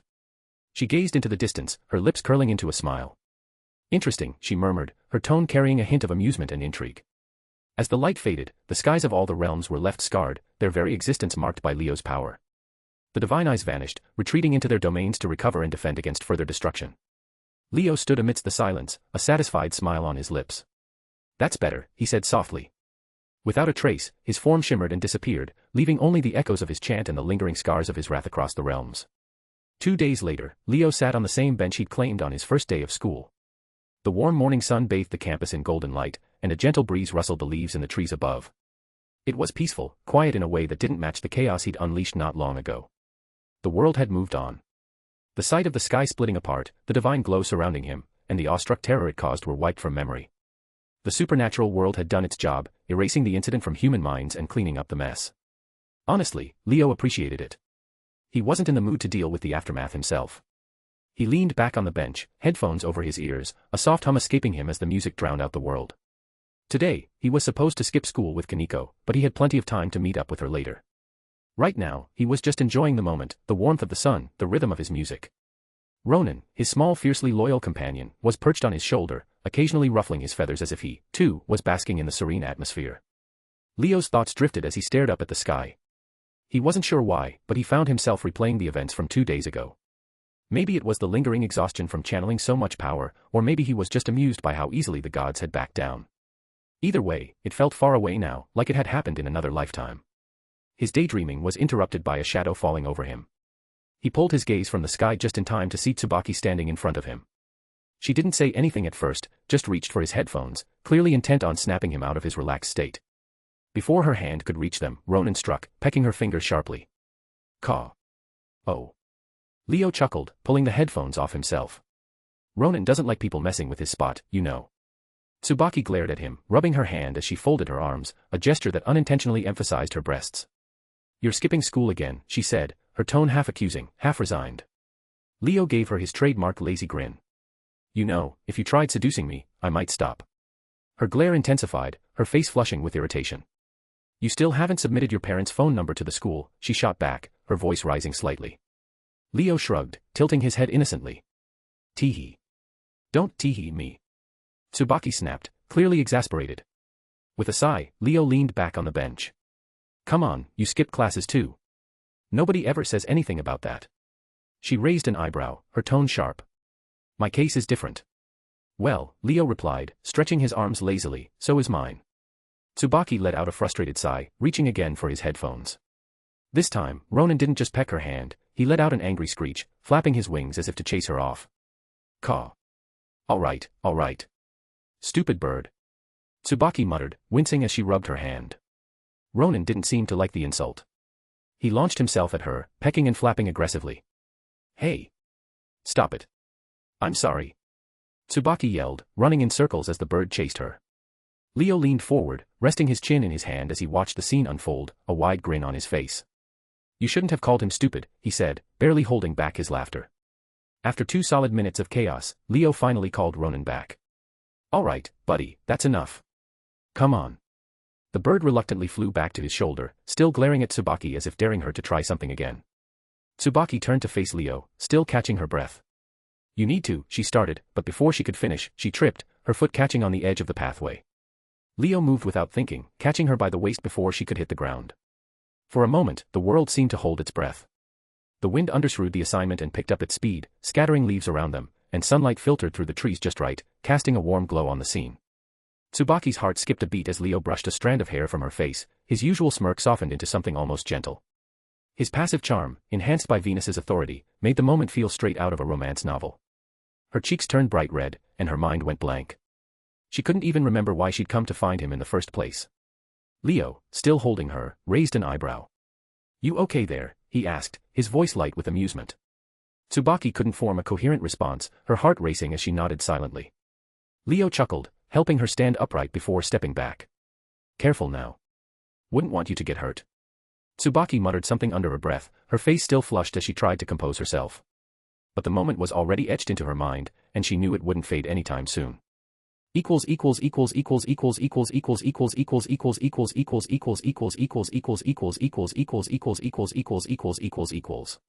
Stones and reviews please. Chapter 8, Kaneko. I got carried away initially. This chapter was supposed to be the one where the chat group's first 4 members are recruited but enjoy the meal I've cooked. Also a lot of people Jave been asking for harem or no harem in chapter 1. It's a valid question but I request you to first read a bit further and understand the story a bit, don't decide prejudice based on pairing. In conclusion, let me cook for a few chapters getting a basic start and then we'll cross that bridge.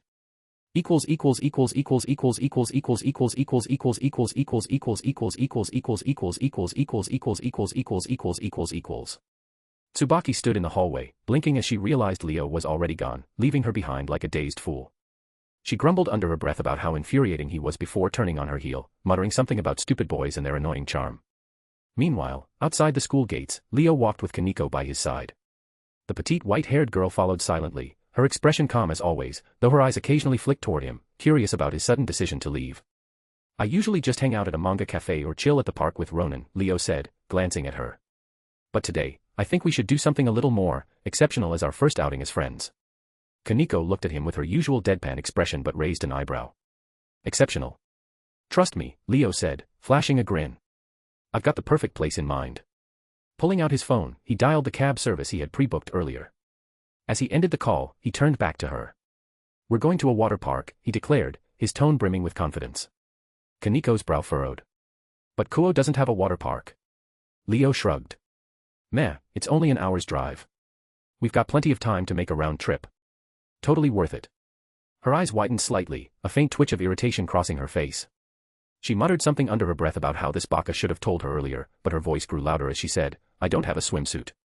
Leo waved her concern off as if it was nothing. Don't worry about it. We'll just buy one there. Kaneko stared at him for a moment, her lips pressing into a thin line before she sighed, giving in. Fine. Leo grinned, ruffling her hair lightly. That's the spirit. You're going to love it. The loli swatted his hand away but didn't protest further, letting him lead the way as the cab arrived. As they climbed in, Kaneko sat quietly, occasionally sneaking glances at Leo, who was already planning the rest of their spontaneous adventure. The cab pulled up in front of the water park, its colorful slides and sparkling pools visible even from the parking lot. The cheerful sound of laughter and splashing water filled the air as Leo stepped out with Kaneko following close behind. Well, here we are. Leo spread his arms as if presenting a grand discovery. Told you it'd be worth the trip. Kaneko, as always, looked unimpressed, though her ears twitched like a cat slightly under her hair, betraying some faint curiosity. Leo pointed toward a small shop near the entrance, its bright signage advertising swimsuits, towels, and other water park essentials. There's the swimsuit shop. Let's head in and find you something. Kaneko shot him a flat look, her golden eyes narrowing. No. Leo blinked. No. I'll pick on my own, she said, her tone firm. You go buy the tickets. Leo opened his mouth to protest but quickly caught the subtle glint in her eyes that warned him against pushing further. He raised his hands in surrender, taking a cautious step back. All right. I get it. No tag-alongs allowed. Kaneko gave a small nod of approval, then turned on her heel and headed toward the shop, leaving Leo standing there. Well, guess I'll go do my part, he muttered to himself with a shrug before strolling over to the ticket counter. As he walked, he couldn't help but glance back at Kaneko entering the shop. He smirked slightly. She's a feisty cat, I'll give her that. At the counter, he leaned casually, striking up small talk with the staff as he purchased the tickets, mentally planning their day while making sure to keep the mood light.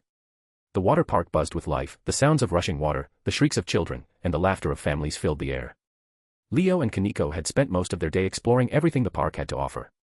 Leo was like an overgrown child, splashing Kaneko in the wave pool and coaxing her into trying different attractions. She maintained her stoic expression for most of it, but it was clear she was enjoying herself in her quiet way. At first, Kaneko outright refused to go on the towering slides. There's no way I'm going up there, she had said, her golden eyes narrowing as she glanced at the intimidating spiral of a slide towering above the park. Come on, it's just water. What's the worst that could happen? Leo teased, leaning casually against the railing. I could fall off, baka, Kaneko shot back, folding her arms. Leo grinned mischievously. I'll make you a deal, if you go on one of the tall slides, I'll buy you cheesecake after this. Her ears twitched at the mention of cheesecake, and she visibly hesitated. Cheesecake. Yep, Leo said confidently, crossing his arms like he had just outsmarted her. The best kind, too. Strawberry topping and everything. But only if you stop being a scaredy cat. Kaneko frowned, glaring at him. I'm not scared, she muttered, but her pride wouldn't let her back down now. With a reluctant sigh, she muttered, fine. But it better be good cheesecake. Leo clapped his hands together. That's the spirit. The next hour was spent dragging her onto every thrilling slide he could find. Her initial stiffness melted away with each ride. She even started to get back at him, splashing him in the face when he wasn't looking or pretending to push him into the lazy river. Did you just try to dunk me? Leo asked, his voice mockingly accusing as water dripped from his hair. Kaneko looked up at him with a deadpan expression. I don't know what you're talking about, she said, though the faintest smirk tugged at her lips. By the time they reached the final ride of the day, the twin drop, Kaneko was looking far less composed. They stood at the entrance, watching couples hug each other tightly as they plunged down the massive twin slide. Leo cleared his throat awkwardly. Yeah, I think we can skip this one. Looks a little, not our thing. Kaneko frowned at him. Why? Leo raised an eyebrow. Why? I mean, look at it. That's clearly a couple's ride. Kaneko's face turned slightly red, and she avoided his gaze. I don't mind, she said quietly, her voice barely audible over the sound of rushing water. What? Asked Leo shruned. I said I don't mind, Baka. Kaneko interrupted, her face burning as she crossed her arms. You're a friend. Leo sighed internally, mentally screaming, FBI-san, I swear this isn't what it looks like. This is not that kind of situation. I did not plan this. But he couldn't exactly back out now without making it even more awkward. All right, if you say so, he said, scratching the back of his head. When they reached the top of the slide, the attendant gave them an odd look before shrugging and letting them through. As they stood at the top of the twin drop, the attendant motioned for them to get into position. Leo adjusted Kaneko in his arms, hugging her as naturally as he could. Her swimsuit, a simple yet snug one-piece, hadn't caught his attention until now, but as she shifted slightly in his grip, the way the fabric clung to her figure became unavoidable. Wait. Leo's brain stuttered. He hadn't really thought about it before, but now that she was this close, it was impossible not to notice. Despite her petite stature, Kaneko was, surprisingly well endowed. Is it her choice of shirts? Is she just wearing ones too big for her? The realization made his mind actively notice them, and he immediately looked away, trying to focus on literally anything else. Keep it together, Leo. This is not the time for those thoughts. Her sudden closeness only made the situation more awkward for him as he felt her soft curves press against him. He mentally screamed at himself to stay calm. FBI-san, I'm begging you, I'm innocent. This is not my fault. Kaneko, blissfully unaware of his inner turmoil, simply tightened her grip further, muttering, this was your idea, so you better not let me go. Leo swallowed hard, nodding quickly. Yeah, of course. You're safe. Totally safe. The size difference between Leo and Kaneko made the hug more like him holding her up awkwardly. This is so weird, Leo muttered under his breath. Kaneko shot him a glare. Stop talking. As they prepared to slide, Kaneko made the mistake of glancing down. The height made her stomach churn, and before she could stop herself, she tightened her grip on Leo, her strength causing him to grunt in surprise to avoid suspicion. Whoa, Kaneko. You're squeezing me like a python here. Shut up, she snapped, her voice tinged with panic. It's your fault for bringing me here. Before they could bicker further, the floor beneath them dropped away, and they were sent hurtling down the slide. The wind roared around them, and water sprayed into their faces as they spiraled through the tunnel. Leo, ever the jokester, shouted, hey, why did the water slide apply for a job? It wanted to take the plunge. Kaneko blinked, momentarily startled by the terrible joke, before an unconscious laugh escaped her lips. It was soft and genuine, completely unlike her usual monotone demeanor. Leo glanced at her mid-slide, a grin tugging at his lips. See? That's what I'm talking about. You should laugh more often, it suits you way better than those dead eyes you have every day. Kaneko looked away, her cheeks burning, but the smile didn't leave her face. For the first time in a long time, she felt free, like the weight of her past wasn't holding her down. When they finally splashed into the pool at the bottom, Leo looked over at her, his hair plastered to his face. Well. How was it? Kaneko didn't answer right away. She simply looked at him, a faint smile still lingering on her lips. It was fun, she admitted softly. Leo grinned. That's what I like to hear. Now let's go get that cheesecake. As they walked away, Kaneko found herself thinking that maybe, just maybe, this Baka wasn't so bad after all. As the cab pulled into Kuo, the gentle hum of the engine accompanied the rhythmic sound of Kaneko's soft breathing. She was leaning against Leo, her head resting on his shoulder as if he were the most comfortable pillow in the world. Man, you really know how to make use of me, Leo said with a small chuckle, glancing down at her. Without opening her eyes, Kaneko mumbled, you're still full of energy even after all that. You're practically asking for this. Excuse me for being a natural stamina monster, he joked, though his tone was light. But seriously, are you that tired? She shifted slightly, snuggling closer against him, her voice barely above a murmur. So, be quiet and let me sleep. A good pillow doesn't talk. Leo sighed but smiled, letting her be. It wasn't every day he got to see this softer, more relaxed side of Kaneko, and he wasn't about to ruin the moment. When they finally reached her house, Leo gently nudged her awake. Hey, we're here. You can sleep inside. Kaneko stirred, rubbing her eyes and stifling a yawn. You better not expect me to carry myself home, she teased lightly, though she did step out of the cab with minimal fuss. Leo followed her to her door, his hands casually stuffed in his pockets. Well, this is where I leave you, he said with a small smile. Rest up, shorty. Kaneko rolled her eyes but started heading toward the door. Just as she was about to step inside, she stopped and turned around. Leo. He blinked, caught off guard by the sudden shift in her tone. Yeah. Can I get a hug? She asked, her voice quieter now, but her expression earnest. Leo paused for a moment, then nodded. Of course. He opened his arms and bent his knee slightly, and Kaneko stepped into the hug,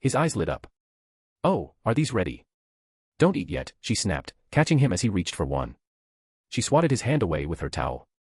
Come on, just one, Leo pleaded, trying to sneak past her defenses. I've had a long day. I deserve a reward. You've been to a park. That's enough of a reward, she shot back, blocking his hand again. Fine, fine, Leo said, stepping back with exaggerated defeat. But the moment her back was turned, he lunged forward, snatching a biscuit from the tray. Leo, she shouted, spinning around, but it was too late, he was already halfway to the living room, munching happily. His father chuckled as Leo plopped down on the couch. At least you're consistent. Consistently awesome, Leo quipped, grinning through a mouthful of biscuit. His mother reappeared in the doorway, hands on her hips. Next time, you're not getting a single bite until you learn some patience. Deal, Leo said, not meaning it in the slightest. His father shook his head, still smiling. So, this Kaneko, are you sure she's real? You're not just making this up to mess with us. Leo groaned, leaning back into the couch. Yes, she's real. His mother gave an incredulous laugh. Well, I suppose you're growing up after all. Just, don't scare this one off, okay? I'll try not to, Leo said with a wink, reaching up as Ronan fluttered over to perch on his shoulder. Leo sat cross-legged on his bed, staring at the glowing system screen floating in front of him. The screen displayed a single button, Send Invite. For the past few days, he'd been avoiding this moment. The idea of starting the chat group felt like too much work, and honestly, he just didn't feel like dealing with it. But today, for some reason, he finally decided to stop procrastinating. All right, no more excuses, he muttered, cracking his knuckles like it was some big task. His finger hovered over the button for a moment before he pressed it. The screen flickered and changed to display a new message. Wait 10 minutes. We are processing this request. Leo sighed and leaned back against the wall, folding his arms behind his head. The screen floated there, the timer ticking down, and he couldn't help but feel a bit nervous, and maybe just a little excited, about what was coming next. As the 10 minutes ticked down, Leo leaned back on his bed, the Rubik's Cube spinning between his fingers like a blur. Ronan was curled up in his new nest, asleep. Leo's mind, however, was anything but relaxed. Time moved slowly for him as he activated his superspeed thought process, his brain running a mile a second. All right, he muttered, staring at the glowing system interface. I need to make this look professional. Can't let them think I'm winging it. He opened the settings and began preparing a PDF guide for the incoming members. It was clean, simple, and detailed. Sections included 1. Customizing profiles, nicknames, avatars, privacy settings. 2. Muting notifications, because someone will definitely need it. 3. Rules, optional, don't piss me off, was listed as rule number 1. 4. Group purpose, the admin will inform about that. And other small features like private messaging, geolocation, love stream. He smirked, pleased with his work. That should give them something to chew on. Satisfied, he renamed his profile from admin to the one true Satan. He also added golden color to his text so that people can differentiate between his message and others. If I'm running this thing, I might as well enjoy myself, he said, tossing the Rubik's Cube onto the desk. The timer ticked to its final seconds. Ronan stirred, momentarily opening his eyes, but Leo was too focused to notice. When the timer hit 0, the system chimed, and 4 notifications appeared on the screen one by one. The lonely mother has joined. Chair-sama has joined. The tribird has joined. Greatest motherfucker alive has joined. Leo leaned forward, reading each name carefully. His brow furrowed in thought. He tapped his fingers on the desk as he analyzed each nickname. The lonely mother. There was a somber tone to the title. Whoever this is, they've been through something. Loss, maybe. Or guilt. He couldn't place a face or character to the name just yet. Chair-sama. His eyes widened, a grin creeping onto his face. There's no way. Is that the best girl himself, Aizen? The tribrid. He frowned slightly. 3 bloodlines. A hybrid. Could be anyone from a vampire-werewolf combo to something completely insane. Definitely a mystery. Greatest motherfucker alive. The nickname made it obvious. Fury. No question. This screams Nick Fury energy. Leo leaned back in his chair, spinning the Rubik's Cube lazily in his hand while glancing at the screen. The chat group interface gleamed softly in front of him. He cracked his knuckles and began typing, aiming for an introduction that felt casual yet confident, his style. Leo, all right, everyone, welcome to the chat group. I'm Leo, your friendly, and devilishly handsome, admin. This group exists to connect people across the multiverse, share knowledge, skills, and maybe, just maybe, save the day together. Think of it as a multiversal hotline for heroes, or anti-heroes, no judgment here. I've sent each of you a beginner's guide, yes, I made it myself. It'll help you figure out how to customize your profile, change your name, and other fun settings. Take a look when you have time. Anyway, feel free to introduce yourselves or lurk awkwardly in silence, it's up to you. Let's make this interesting. He hit send and leaned back, smirking. That should set the tone. For a moment, the chat remained silent. He sighed, tossing the Rubik's Cube aside. Tough crowd, Leo muttered. Finally, a notification pinged, and a new message popped up. Tribrid, well. I don't trust this yet. I've already confirmed this screen isn't magic, so it must be some kind of advanced technology, or perhaps the work of some entity outside my scope. Either way, if this group can actually fulfill its promises, then I'll stay. I'm Hope. Since the term multiverse is being thrown around, I take it none of you are from my universe. Leo froze mid-yawn, his brain clicking into overdrive. Hope. Tribrid. Hope Mikaelson. Well, I'll be damned, he muttered. Leo had barely recovered from the realization that Hope Mikaelson was part of the group when another message popped up. The Lonely Mother, hello. Is this working? I wanted to talk, but... Oh, my thoughts are being sent. Even this, oh. Leo raised an eyebrow, seeing she was confused by the system. The next message appeared, slow and fragmented, each line a window into a weary mind. The Lonely Mother, I am. Tiamat. Will this group truly fulfill its promise? Will I truly be able to live with my children again? Leo froze. His jaw dropped as the name registered in his mind. Is this who I think it is? Tiamat.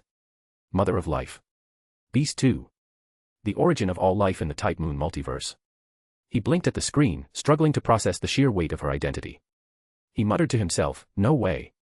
The Lonely Mother isn't just some random sad mother, it's the mother. Still, he needed confirmation. Projecting his own thoughts he wrote. Leo, wait, Tiamat. Where are you right now? There was a pause before another slow, fragmented thought came through. The Lonely Mother, I am, in the imaginary number space, waiting. Leo's heart skipped a beat. He leaned back, rubbing his temples. Imaginary number space, that confirms my doubts. He took a deep breath. Leo, Tiamat, I promise you this group isn't a lie. You will be able to live with your children again. I'll personally make sure of it. You've waited long enough, haven't you? I'll visit you as soon as it's possible. Just hang in there a little longer, okay? There was a moment of silence before her reply came, this time accompanied by something that made Leo smile despite the gravity of the situation. The Lonely Mother, thank you. Smiling face with smiling eyes. Leo chuckled, running a hand through his hair. She's using emojis now, dot. The chat group pinged with a new notification. Greatest Motherfucker Alive has changed their name to Greatest Detective Alive. Leo raised an eyebrow at the name change, a mischievous smirk creeping onto his face. Without a moment's hesitation, he accessed the admin settings and changed the name back. Admin, name reverted and locked to Greatest Motherfucker Alive. He followed up with a quick message. Leo, nah, Mr. Fury, don't change that glorious name. It suits you perfectly. The chat fell silent for a moment before Fury's next message popped up. Greatest Motherfucker Alive, how the hell do you know my motherfucking name? Leo blinked. Oh, crap, he muttered under his breath, realizing his slip-up. Greatest Motherfucker Alive, you know what? It doesn't motherfucking matter. Tell me the intel on spies in S.H.I.E.L.D. now, as this damn screen promised. Leo tilted his head, now genuinely confused. Again with the promise, what did the system promise these people, he thought. He decided to ask directly. Hey, system, what the hell did you promise to these people? A separate screen popped up instantly, detailing the promises made to each member upon their recruitment. With his super speed processing, Leo skimmed through it in less than a second. His eyes narrowed as he read Fury's entry, intel on internal S.H.I.E.L.D. threats and infiltrators. Leo let out a low whistle. No wonder this guy joined, he muttered, shaking his head. Switching back to the chat, he began typing. Leo, hate to break it to you, Chief, but your whole organization is a big joke. Greatest Motherfucker Alive, the hell are you talking about, motherfucker? Leo, I mean, you've got Hydra so deeply embedded in S.H.I.E.L.D.'s command structure, it might as well be a Hydra branch office. You're basically running their errands at this point. The chat went silent for a beat, but Leo could practically feel Fury's paranoia skyrocketing through the screen. Greatest Motherfucker Alive, motherf. The message cut off for being too erratic. Leo leaned back, smirking. Yeah, he's definitely freaking out right now, he muttered, waiting for the inevitable barrage of questions.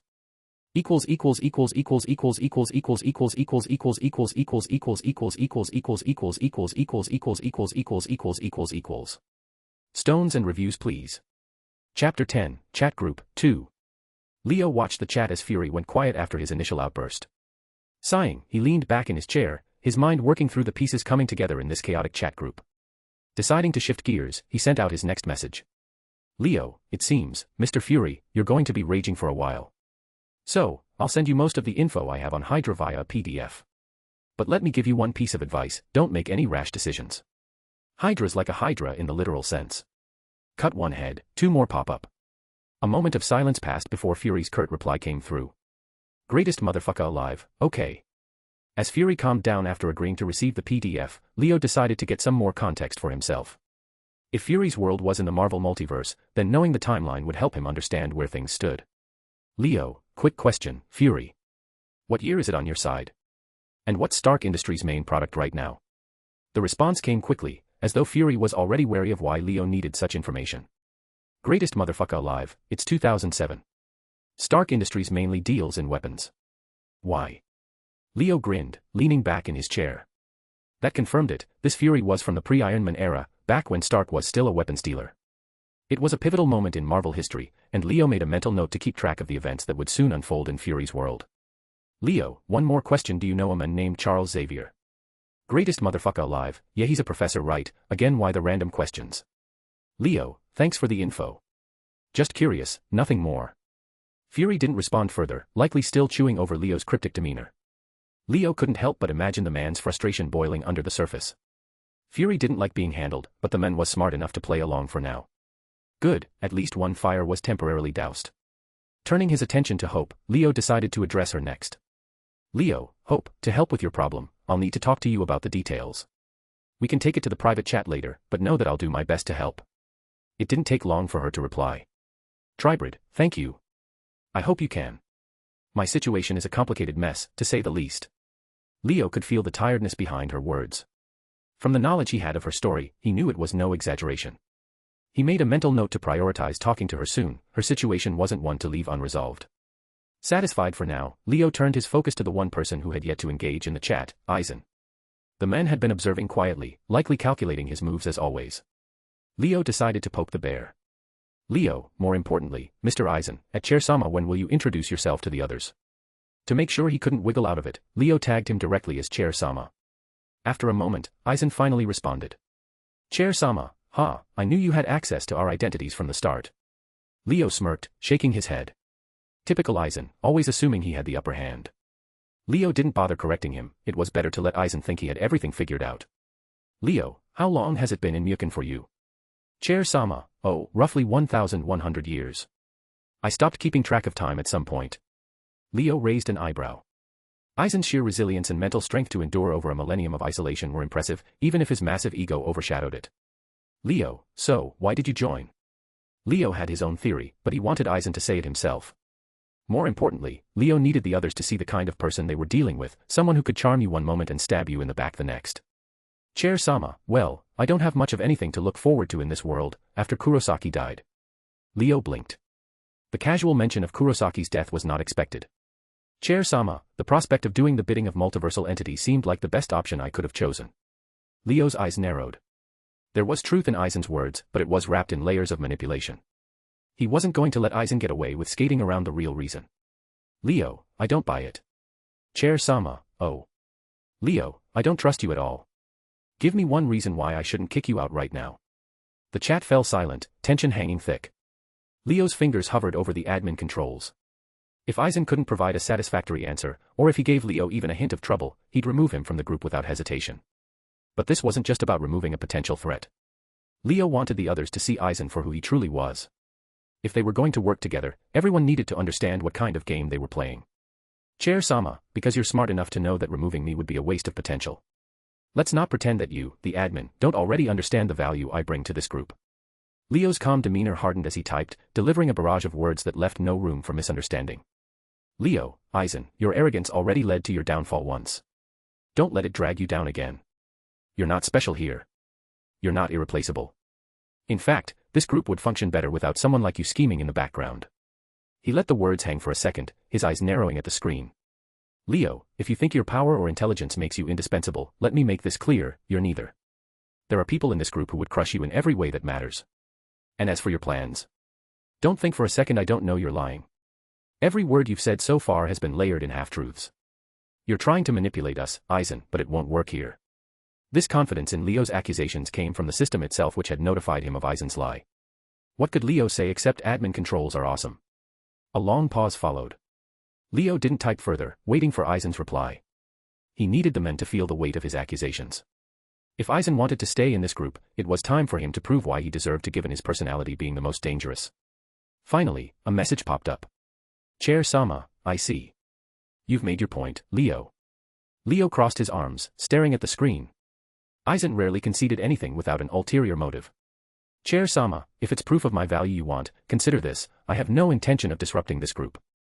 My interest here is not in undermining you or the others, but in understanding this so-called multiverse. My world has nothing left to offer me, and this group is intriguing. I can provide knowledge, insight, and power when necessary. That should be enough to warrant my place here, don't you think? Leo read Eisen's response, his lips curving into a smirk as his suspicions deepened. He knew Eisen wasn't fully honest, he never was. But now, Leo wanted to cut through the facade entirely. Leo, you make a decent argument, but you're still not being truthful. Tell me the real reason you joined. There was a long pause, longer than Leo expected. He almost thought Eisen wasn't going to reply until a flurry of messages suddenly appeared, breaking the silence. Chair-sama, you want the truth? Fine. Just stop with the endless suspicion, all right. Chair-sama, I load about the time it's been more than 11,000 years, Leo. 11,000 years. Leo blinked, the number hitting him like a freight train. He leaned closer to the screen as Eisen's rant continued. Chair-sama, Mukin has been locked away, forgotten, after my restraints were strengthened 100-fold. I'm not even sure if anyone remembers I'm here anymore. Not even Kayaraka bothers to visit. Just endless darkness and silence. Chair-sama, I've been abandoned to rot, my mind left to unravel in this nothingness. And now, you want to lecture me about honesty? I'm sorry if I grabbed onto this chance, no matter how absurd, to flee this pathetic existence. Chair-sama, I can't have my end be this pathetic. Is that what you want to hear?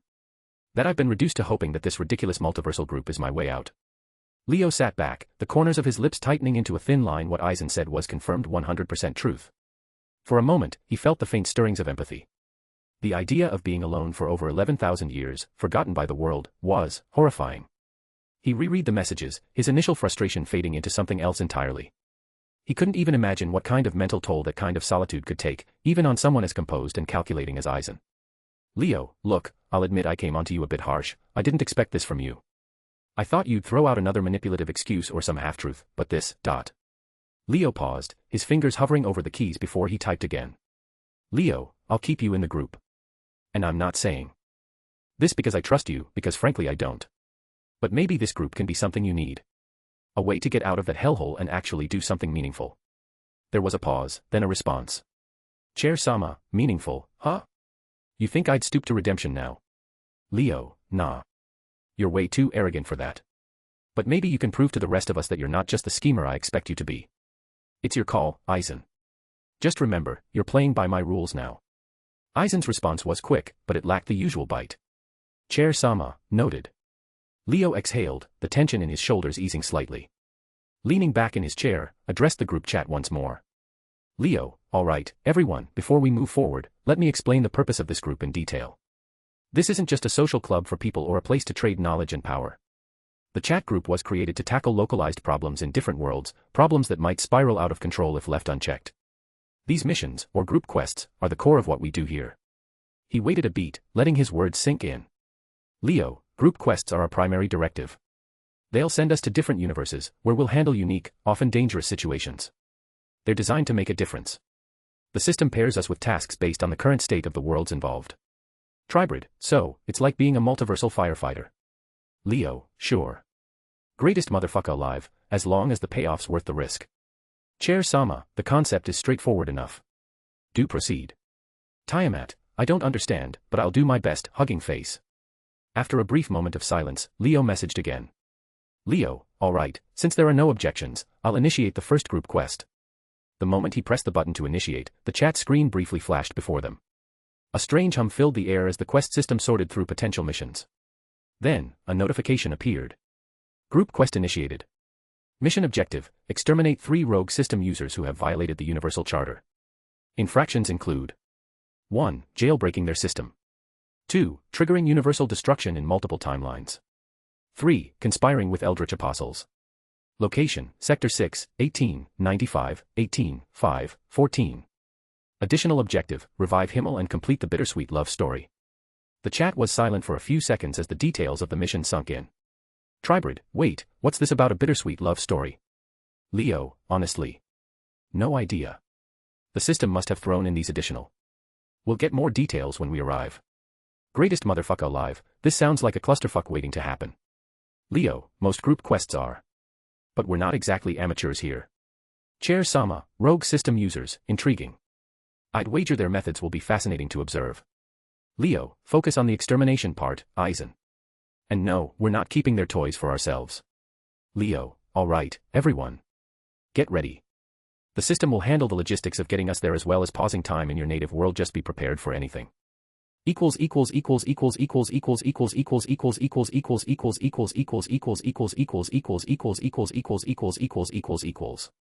A below average chapter. Stones and reviews please. Chapter 11, Moments Before Disaster. Is there any author who doesn't have any active work reading this? If you are, I need your help. If you've read some of my stories before, it's a known fact that I've only finished one angle fanfic and a lot are left due to various circumstances. I promised a rewrite for one, but I just couldn't write anything in 3 hours.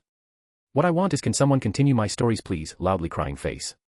It's too damn depressing when readers ask when are you uploading a chapter and I'm stuck unable to write a single word. Anyway, thanks for listening to my rant. Also, some people didn't know Hope Mikkelsen, so I'll add a little about her in the end. Image, here's her image. Siri sat at her desk in the Continental Mage Association's headquarters, reviewing the latest investigation reports on what was now being called the Sky Breach incident. A month ago, a phenomenon unlike anything seen before had occurred, a massive tear in the sky, as if reality itself had shattered like fragile glass. From that breach, an overwhelming surge of mana had flooded the area, alerting mages across the continent. Siri had sensed 3 distinct presences emerging from the cracks. Each one radiated an immense and unfamiliar energy, unlike any magic recorded in this world. But the moment they fully crossed into this realm, they disappeared. Any attempt to track them had failed completely, as if they had simply erased themselves from existence. It was infuriating. And yet, Siri couldn't deny the excitement bubbling within her. These 3 were undoubtedly powerful, perhaps more powerful than even her. And that sent a thrill down her spine for some reason. After a month of relentless investigation, the association had finally determined the whereabouts of 2 of them. Both individuals had chosen to blend into society, acting like ordinary people. One had settled into a small town, living quietly, while the other had taken residence in a city, going about daily life as if nothing had happened. Their names had been identified, Magnus and Hikaru. More importantly, a breakthrough had come from one of their spies' familiars, which had managed to catch sight of them tending to their wounds. That meant that whatever had happened when they entered this world hadn't left them unscathed. Magnus had suffered a serious wound across his torso, deep enough that even with all his power, it seemed to be slow to recover. Hikaru's injuries were even worse. One of his eyes was completely gone, and his right hand was missing. Siri narrowed her eyes. For beings of their caliber, wounds like these were not ordinary. The implications were troubling. Despite their injuries, they showed no signs of vulnerability. They moved with confidence, never appearing weak, and their awareness of the surveillance only made them more dangerous. The association spies had already been discovered and ignored, a silent warning that they weren't to be meddled with. And yet, they weren't acting hostile. For now. As for the 3rd individual, their whereabouts remained a complete mystery. Unlike the other 2, there were no sightings, no traces of mana, not even a hint of where they might have gone. It was as if they had disappeared entirely. Siri exhaled, tapping her fingers on her desk. These people were far too dangerous to be left unchecked. But what concerned her the most was the question that still had no answer. Why did they come here? Siri exhaled, placing the report down. Just when she had just pushed her chair back, an overwhelming dread gripped her mind. Her breath caught in her throat. Something was here. A presence so vast, so utterly crushing, that it paralyzed her. Her body refused to move. Her every instinct screamed at her to run. It wasn't fear, it was something deeper, something she couldn't understand. A blinding, impossibly blue radiance was coming from the distance, as if the very sky itself was being torn apart once more. Siri forced herself to look outside. And then she saw it as the radiance dimmed. A colossal being, its form draconic, stood against the horizon. Its vast body was covered in scales that seemed to absorb the very light around them, a deep abyssal blue and streaks of red veins. 2 massive wings spread out behind it, their sheer presence warping the air, distorting the sky like ripples on water. Its serpentine tail, impossibly long, coiled and uncoiled as if shifting with unseen tides. Twin twisted horns crowned its head, their edges glowing faintly with red light. And its eyes. A deep, empty crimson with crosses, filled with an unfathomable sorrow that pressed down on everything around it. Siri couldn't breathe. She couldn't think. Her body refused to move, her very being overwhelmed by the sheer presence of this creature. It was looking at the world with grief. Not anger. Not hatred. But something far, far heavier. And then, like a dream, it vanished. The unbearable pressure disappeared in an instant, leaving her gasping for breath, her limbs trembling as sensation returned. But there was no time to hesitate. Siri ran. She didn't stop to gather her thoughts.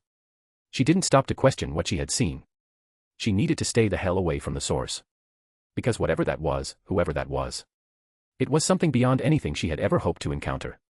A few minutes ago, Hope Mikaelson sat on the edge of her bed, her phone gripped tightly in her hands. As she scrolled through the messages in the so-called dimensional chat group. Yeah. That was an actual thing now. Her expression shifted between disbelief, curiosity, and mild concern as she read through the conversation. The whole thing felt surreal, like some weird fever dream. A multiversal group chat. A dude calling himself the one true Satan running it.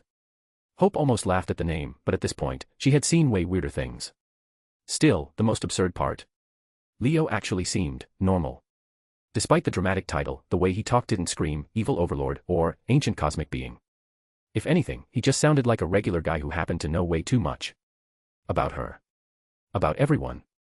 That part was a bit unsettling. She wasn't a fan of people knowing things about her before she even introduced herself. Who was? It reminded her too much of people trying to control her, trying to define her before she even had a say. But Leo didn't seem like he had some hidden agenda. If anything, his focus was completely elsewhere, absolutely ripping into Eisen. Hope didn't know much about Eisen, but the guy had an ego bigger than some of the vampires she had met. He thought he was above everyone else. Always the smartest in the room. Always in control. At least, that's what she thought given the way Leo was treating him. Leo didn't play along. He called him out so directly, so aggressively, that Hope almost felt second-hand embarrassment for Eisen. Eisen backed off. The group chat seemed normal. Even though Hope found herself staring at the screen, feeling out of place. Tiamat was literally the primordial goddess of the sea and the mother of the gods. If her mythology is anything to go by, Leo, if his title meant anything, was probably way beyond anything she could understand. And Eisen. Even if he lost the argument, it was obvious he was ridiculously powerful in his own right. And her? She was just Hope. Sure, she was tribrid, but she was one who currently only had her witch powers to rely on. And sure, she was strong, but compared to these guys, she felt like a background character. But then, the chat shifted to something else as Leo introduced a multiversal quest. Leo explained that these were the main reason the group even existed, to deal with major localized problems in different worlds. Hope hesitated for only a second. Because honestly, she needed this. The Salvatore school had become suffocating lately. Every day was the same, responsibilities, expectations, drama, and her family problems she couldn't fix. But this? A literal adventure across different worlds. It was an escape. A way out. A chance to do something fun instead of being trapped in a cycle of super school drama. She wasn't scared one bit given there were meme bears very powerful who will honestly be the ones doing the most world given she was not that strong. She couldn't possibly be stronger than a literal goddess or Satan. She clicked, agree, without thinking twice. And then. Everything froze. The air stilled. The sounds of the school faded into absolute silence. Hope barely had time to react before a rainbow spiral erupted around her, twisting and swirling, pulling her forward at impossible speeds. Her stomach flipped. It felt like being on a roller coaster with no end, like being launched through space without control. The colors around her blurred, streaks of blue, red, gold, and silver flashing past like shooting stars. She felt weightless, like she was falling and flying at the same time. Then, blinding blue light. A surge of power rushed through her body, tingling against her skin like static electricity. She gasped. And suddenly, she was somewhere else. Hope's feet hit soft grass. The air was crisp, almost too fresh, too real. The sky stretched wide above her, a shade of deep, endless blue. She took a slow breath, her hands clenching into fists. Before Hope could even take in her surroundings, a loud voice suddenly cut through the air. What the? Thud. Hope turned around just in time to see a man crash onto the ground with an unceremonious thump. He groaned, lying flat on his back, muttering something under his breath about how he wasn't even given time to stand properly. Hope blinked. Then, she couldn't help it, she laughed a little. It wasn't just the way he fell, it was the sheer exhaustion in his voice, like this was just another terrible thing in a long list of things ruining his day. The man, bald, wearing a long black coat, and sporting an eye patch, turned his head toward her, clearly unimpressed. Oh, so you're laughing, he grumbled, propping himself up on one elbow.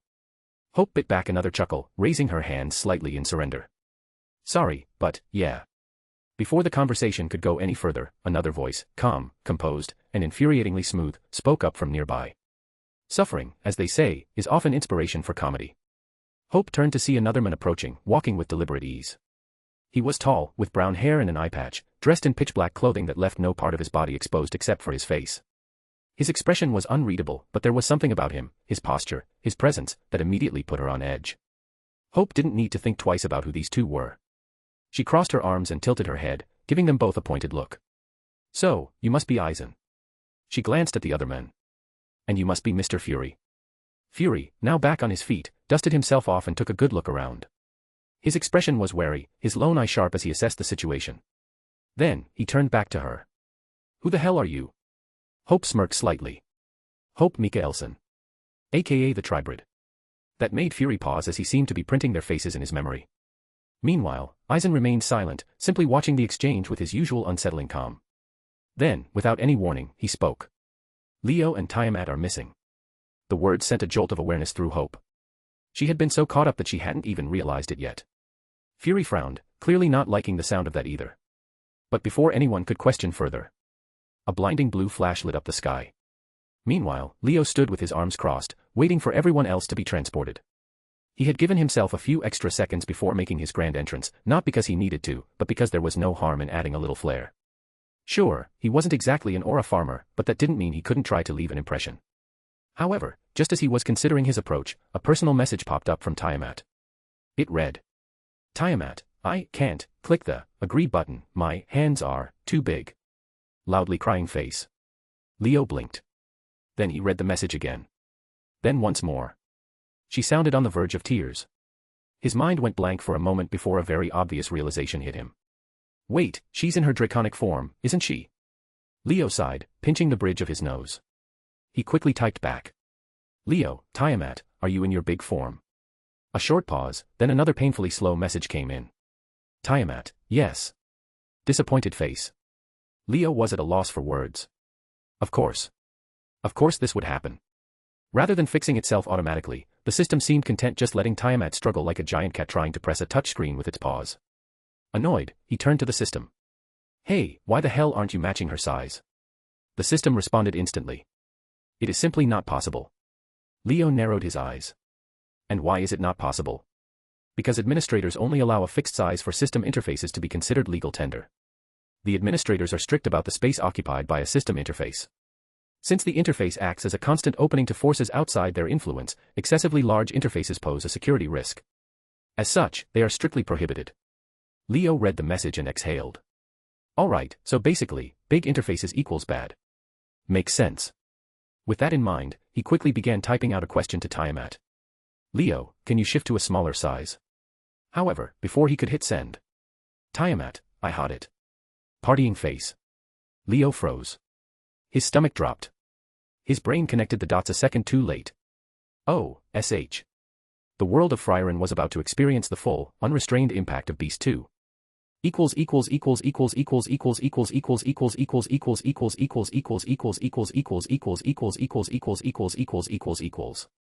Stones and reviews please. Source, the originals and the legacies. Hope is the Tribrid daughter of Niklaus Mikaelson and Haley Marshall Kenner. She is the granddaughter of Ansel, Esther Mikaelson, and 2 unnamed werewolves, as well as the step-granddaughter of Michael. As a result of her unique heritage, she is the world's first werewolf-witch-vampire hybrid. She inherited her werewolf gene from both of her parents, while her vampire and witch legacy came from her father who is the original vampire-werewolf hybrid and the son of the original witch. Through her mother's Labonaire lineage, Hope is werewolf royalty. Hope is by birthright a member of the Crescent Wolf Pack and the Northeast Atlantic Pack, as well as an unnamed witch family, and the only child fathered by the original hybrid. Chapter 12, The Disaster Averted. The Dumbass Epidemesis Real. Image. This is the exact reason why I didn't put any tags related to harem in the story. People need to understand that tags are for the algorithm, not for you to judge a story based on it. Smaller chapter. Leo's mind was racing at full speed. There was no saving the people from what was about to happen. Tiamat's presence alone was enough to traumatize every magic-sensitive being on the planet. Considering the average beast causes magic circuits to burn up. And if she let out even a fraction of her full power, yeah, let's just say it wasn't a pretty picture. No. That's not the main problem. The real problem was that this world wasn't built to withstand something like her. In the Fate universe, the planet itself acted as a failsafe, restricting beasts like Tiamat or magical phenomenon generally. There were rules. Limits. Concepts keeping them from wiping out civilization by accident even if dimensionally they were strong. But there was nothing stopping her. A fully unleashed beast of humanity. That's not just a disaster. That's extinction. Leo forced his mind into overdrive. He needed a plan. Now. Option A, convince her to transform and restrain quick enough. Option B, suppress her and forcefully transform her. Before he could even consider option B, the system shut it down immediately. Insufficient power. Potential detected, but current abilities are inadequate to forcibly suppress or transform Tiamat. Leo clenched his jaw. Figures. Then what do you suggest? Use a lower-tiered body. Convince her to inhabit it, or force her into it. Leo's expression went completely blank. Excuse me? Where exactly am I supposed to find a body that can handle a literal primordial beast? The best choice is the Tiamat of this world. Leo's stomach dropped a little. A wave of discomfort washing over him. Oh, that's messed up. Even without the system explaining further, he got it. It made perfect sense. The Tiamat of this world was already a version of her. Even if she wasn't as strong, even if she was completely different, her body was still the best possible vessel. The compatibility would be perfect. But Leo let out a sharp breath. God damn it. The system's message appeared before Leo. You could preserve her consciousness in another place and revive her. Leo hesitated. It felt wrong to do this without her consent. But at the same time, he couldn't risk what might happen if Tiamat's full power ran wild in that world. How could he complete the mission in a destroyed world? That thought process was concerning. Ultimately, he decided to take this world's Tiamat as a backup. Still, he was pretty confident he could convince the real Tiamat to transform and restrain herself. Or maybe he was just overthinking it. Leo vanished from his room, instantly reappearing in the heart of the familiar forest, where Tiamat supposedly lived. And he found her immediately. A massive blue western dragon lay curled up, her enormous form rising and falling with each breath. Her scales shimmered like deep ocean waves. She didn't even get a chance to react. The moment Leo appeared above her, he activated informational creation. A small orb formed in his hand, a tool designed to separate body and mind. A makeshift pokeball. The device activated instantly. And just like that, it was done. Leo pressed the agree button. Immediately, his surroundings twisted and shattered, replaced by a swirling rainbow vortex. The sensation was strange. It felt like he was being pulled through space at impossible speeds, yet at the same time, his body felt weightless. Midway through the journey, Leo's expression shifted. If he was going to make an entrance, he might as well do it right. His form began to change. His aura became oppressive, powerful, absolute. He shifted back to his Satan form. Back in the world of Frieren. A blinding blue flash tore through the sky, brighter than the sun. The air shook, and the ground beneath them rumbled as if the world itself was afraid. Then, as the light faded, they saw her. A massive, dragon-like creature loomed over the landscape. Tiamat. She was huge, larger than anything Hope had ever seen. Her massive wings stretched across the sky, blocking out the sun. But it wasn't just her size. Her very presence felt heavy, pressing down on everything. It wasn't just power, it was something deeper, something that made the world itself tremble. Eisen was the first to react. He felt it immediately, his seals were burning. The layers of seals that managed to restrain him for over the last 11,000 years were reacting violently to Tiamat's presence, as if rejecting the very idea of containing his power any longer. Oh, he muttered, intrigued. At first, he had planned to create a fake dimension to separate himself from the worst of her aura. But seeing his seals breaking apart, that wasn't happening. Instead, he just observed, watching carefully. Hope, on the other hand, was not okay at all. The moment Tiamat appeared, it felt like the air had been ripped from her lungs.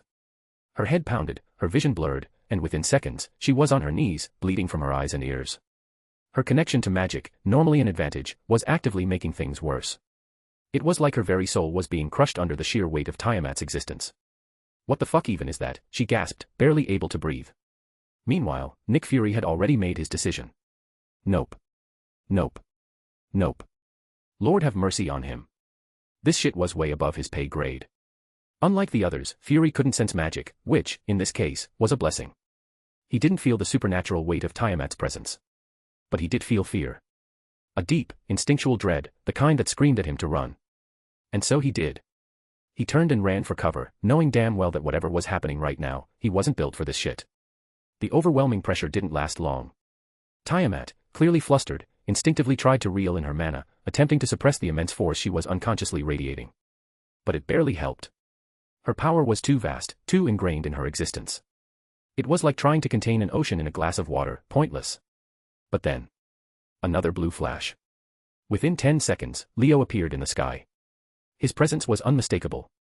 A dark light halo glowed behind his head, casting eerie shadows. Black void-like wings stretched out behind him, making him look almost celestial. The moment he arrived, he connected to Tiamat's mind, sending her a calm but firm message. If possible, transform into a humanoid form. Tiamat blinked. Oh. It was as if she had just realized her mistake. And then, her massive draconic form began to shift. Her body deformed, shrinking and reshaping itself in a fluid motion, like liquid metal bending to a new shape. Within seconds, where the towering dragon once stood, now stood a tall, elegant woman.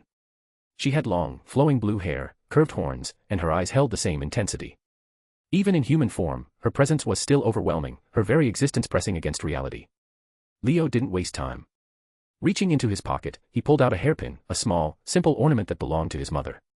Without hesitation, he used informational creation to enchant it on the fly. He first enhanced the hairpin's existence and then put an enchantment on it. The enchantment restrained Tiamat's presence, containing it to just 10 centimeters around her.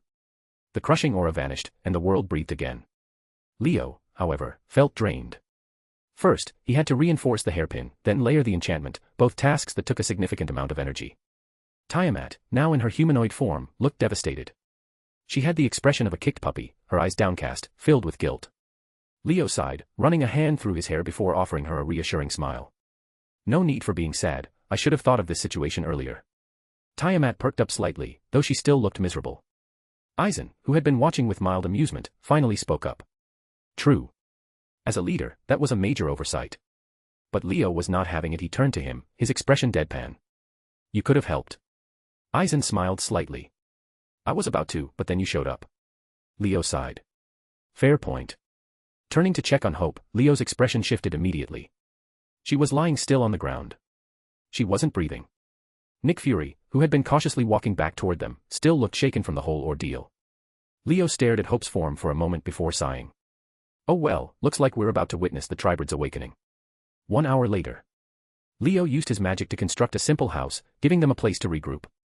Inside, he sat waiting for Hope to wake up. The transition into a vampire was never easy, and with her in the midst of it, the waiting game was the only part left.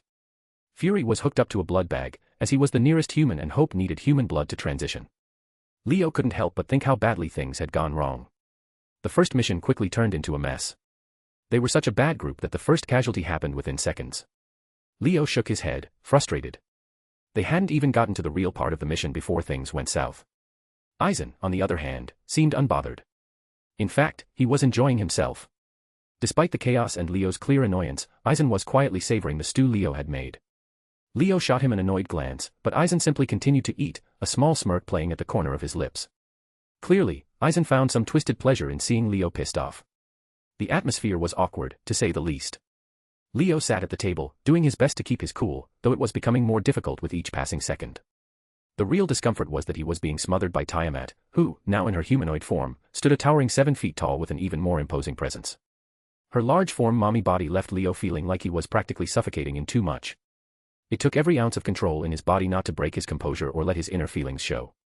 He couldn't let them see him crack. After a few moments of awkward silence, Leo finally spoke, his voice low and steady. So, do you understand the plan moving forward? Eisen nodded without hesitation, though he added, I'm not sure Hope will be a good partner, given how different her skills are from mine. We'll need more than just physical strength. Leo leaned back, arms crossed, deep in thought. Trust me, once I give her the armor enhancements, she'll be fine. I've seen it before. She has potential. The plan was simple, Leo and Eisen would split into groups of 2 and 3. Eisen and Hope would work together. Leo and Eisen would each take on a group, but there were conditions.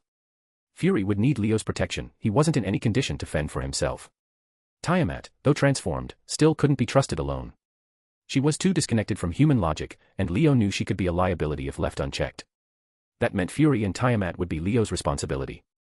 The 2 groups would each have a teleporter to take them to the other once they found the system users they were after. The whole thing felt like a balancing act, a juggling act that could easily fall apart at any moment. But this was the plan, and there was no turning back. He glanced at Eisen, then over at Hope, still unconscious on the bed, and finally at Tiamat. He had to make it work.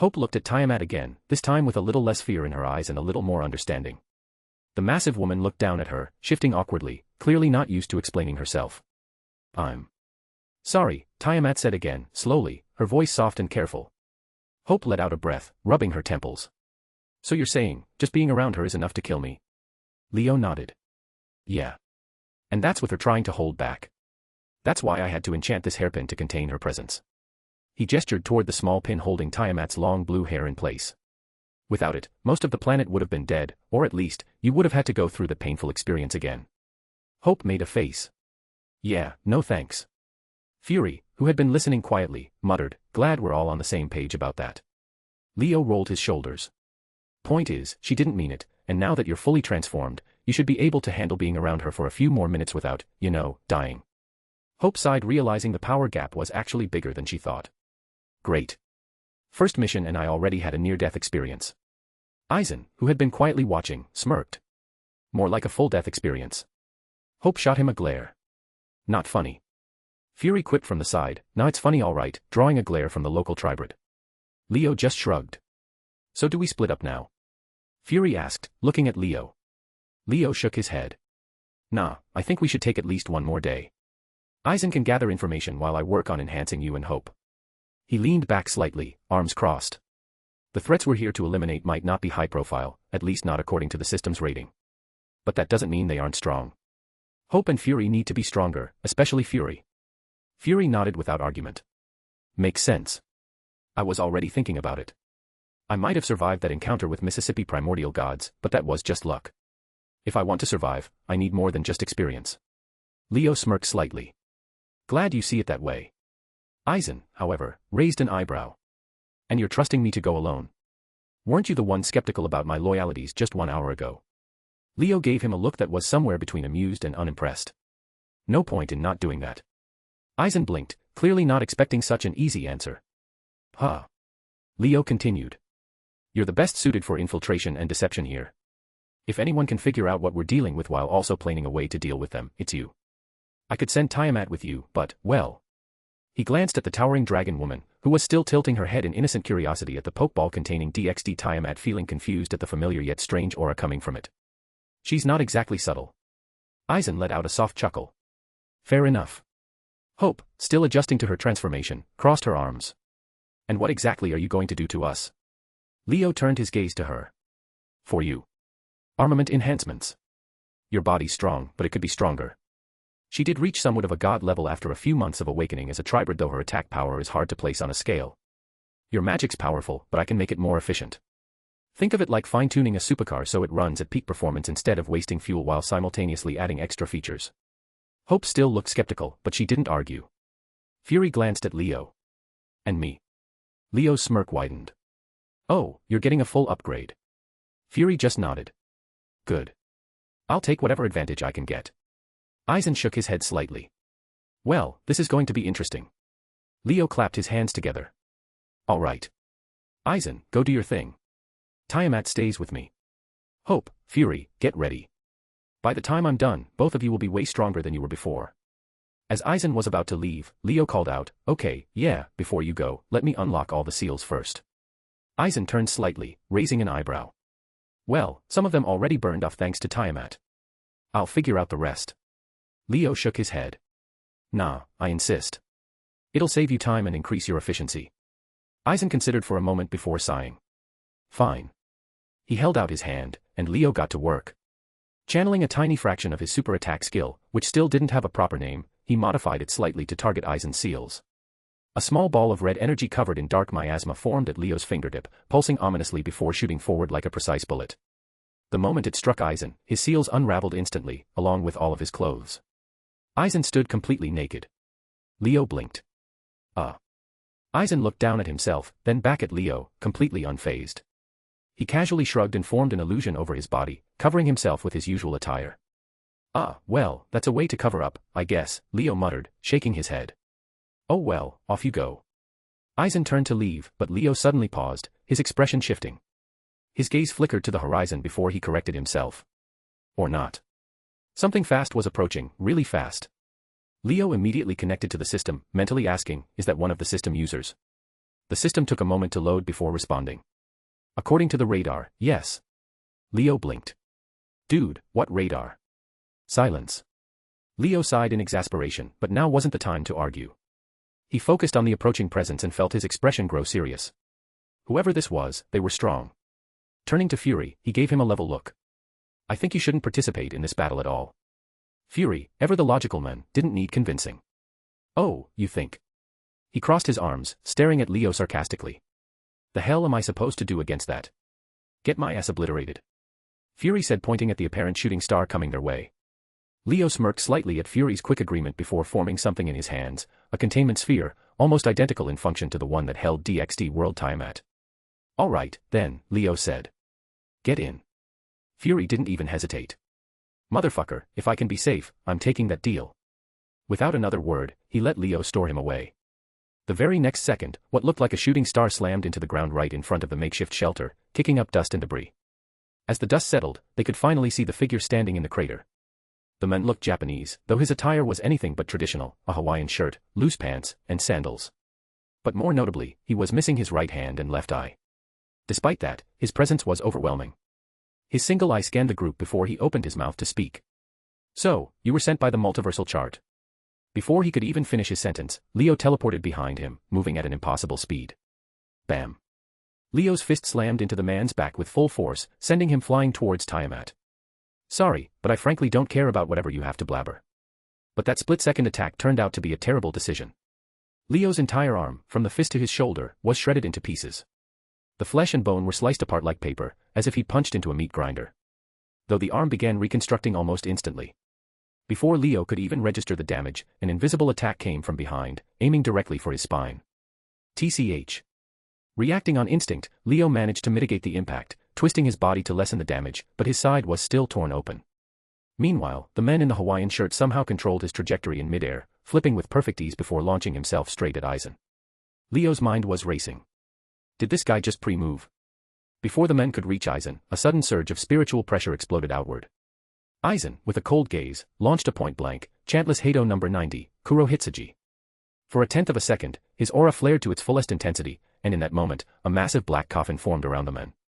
But in the final tenth of a second, the men vanished. In his place was Hope. Leo, who had been analyzing the situation closely, didn't even flinch.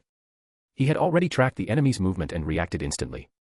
With a flick of his finger, the black coffin shattered before it could crush Hope's immortal soul under the weight of its spiritual gravity. As the pieces of the shattered spell faded into the air, the men smirked, now standing effortlessly in between the four of them. It seems, he said with an air of amusement, you're finally in the mood to talk. His one remaining eye scanned them all before his smirk widened. So, let's start with introductions. I'm Hikaru.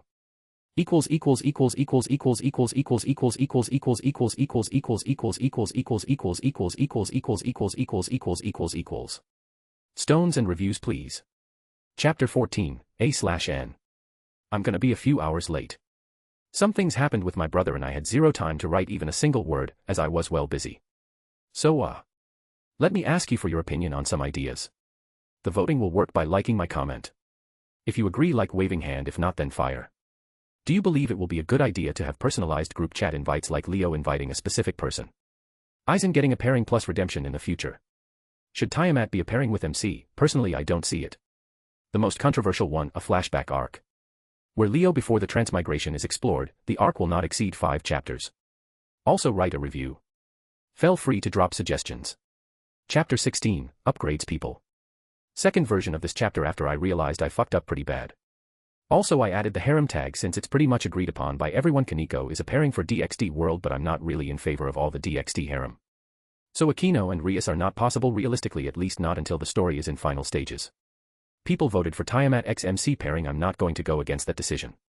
I don't support it because Sakura x MC was fixed from the start. She's literally the fanfics poster, and 2 girls from same world could be too much saturation, but whatever.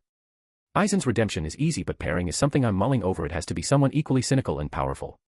You are welcome to give ideas. Da Vinci is a good pairing, though not my primary choice. Leo exhaled slowly, shaking his head. Yeah, he muttered to himself. That'll do. But then, a sudden, violent pulse of pain surged through his body. Zing. His vision sharpened, and for a moment, it felt as if something deep inside him had been violently wrenched apart. A red warning screen flashed before his eyes. Warning, Seed of Satan reserves critically low. Reserves at 18% and dropping. Immediate replenishment required. An unnatural hollowness spread through his core, a creeping sensation of emptiness. Alert, magical organs in right hand experiencing catastrophic failure. 100% functional loss detected. Magical output from affected area disabled to prevent worsening. His right hand felt cold, completely devoid of any energy. It responded to his will, but there was a feeling of no magic in that area. Alert, magical circuits overexerted, damage at 50%. Severe inefficiencies in spell detected. Long-term usage at current state is dangerous. A sharp, searing pain flared along his magical pathways before fading into a dull, throbbing ache. Error, conceptual backlash detected. Intervention in progress. Mitigating damage. For a brief moment, reality flickered, as if the very concept of his existence had been shaken. And then. Advisory, Neo Genesis exceeds safe operational limits. Usage not advised until Class 1 physique is obtained. Leo exhaled, still feeling the phantom pain from the backlash. I expected some backlash, but this is a bit much. Why the hell couldn't I predict this? There was no feeling of exceeding my own limits. And system, why didn't you warn me?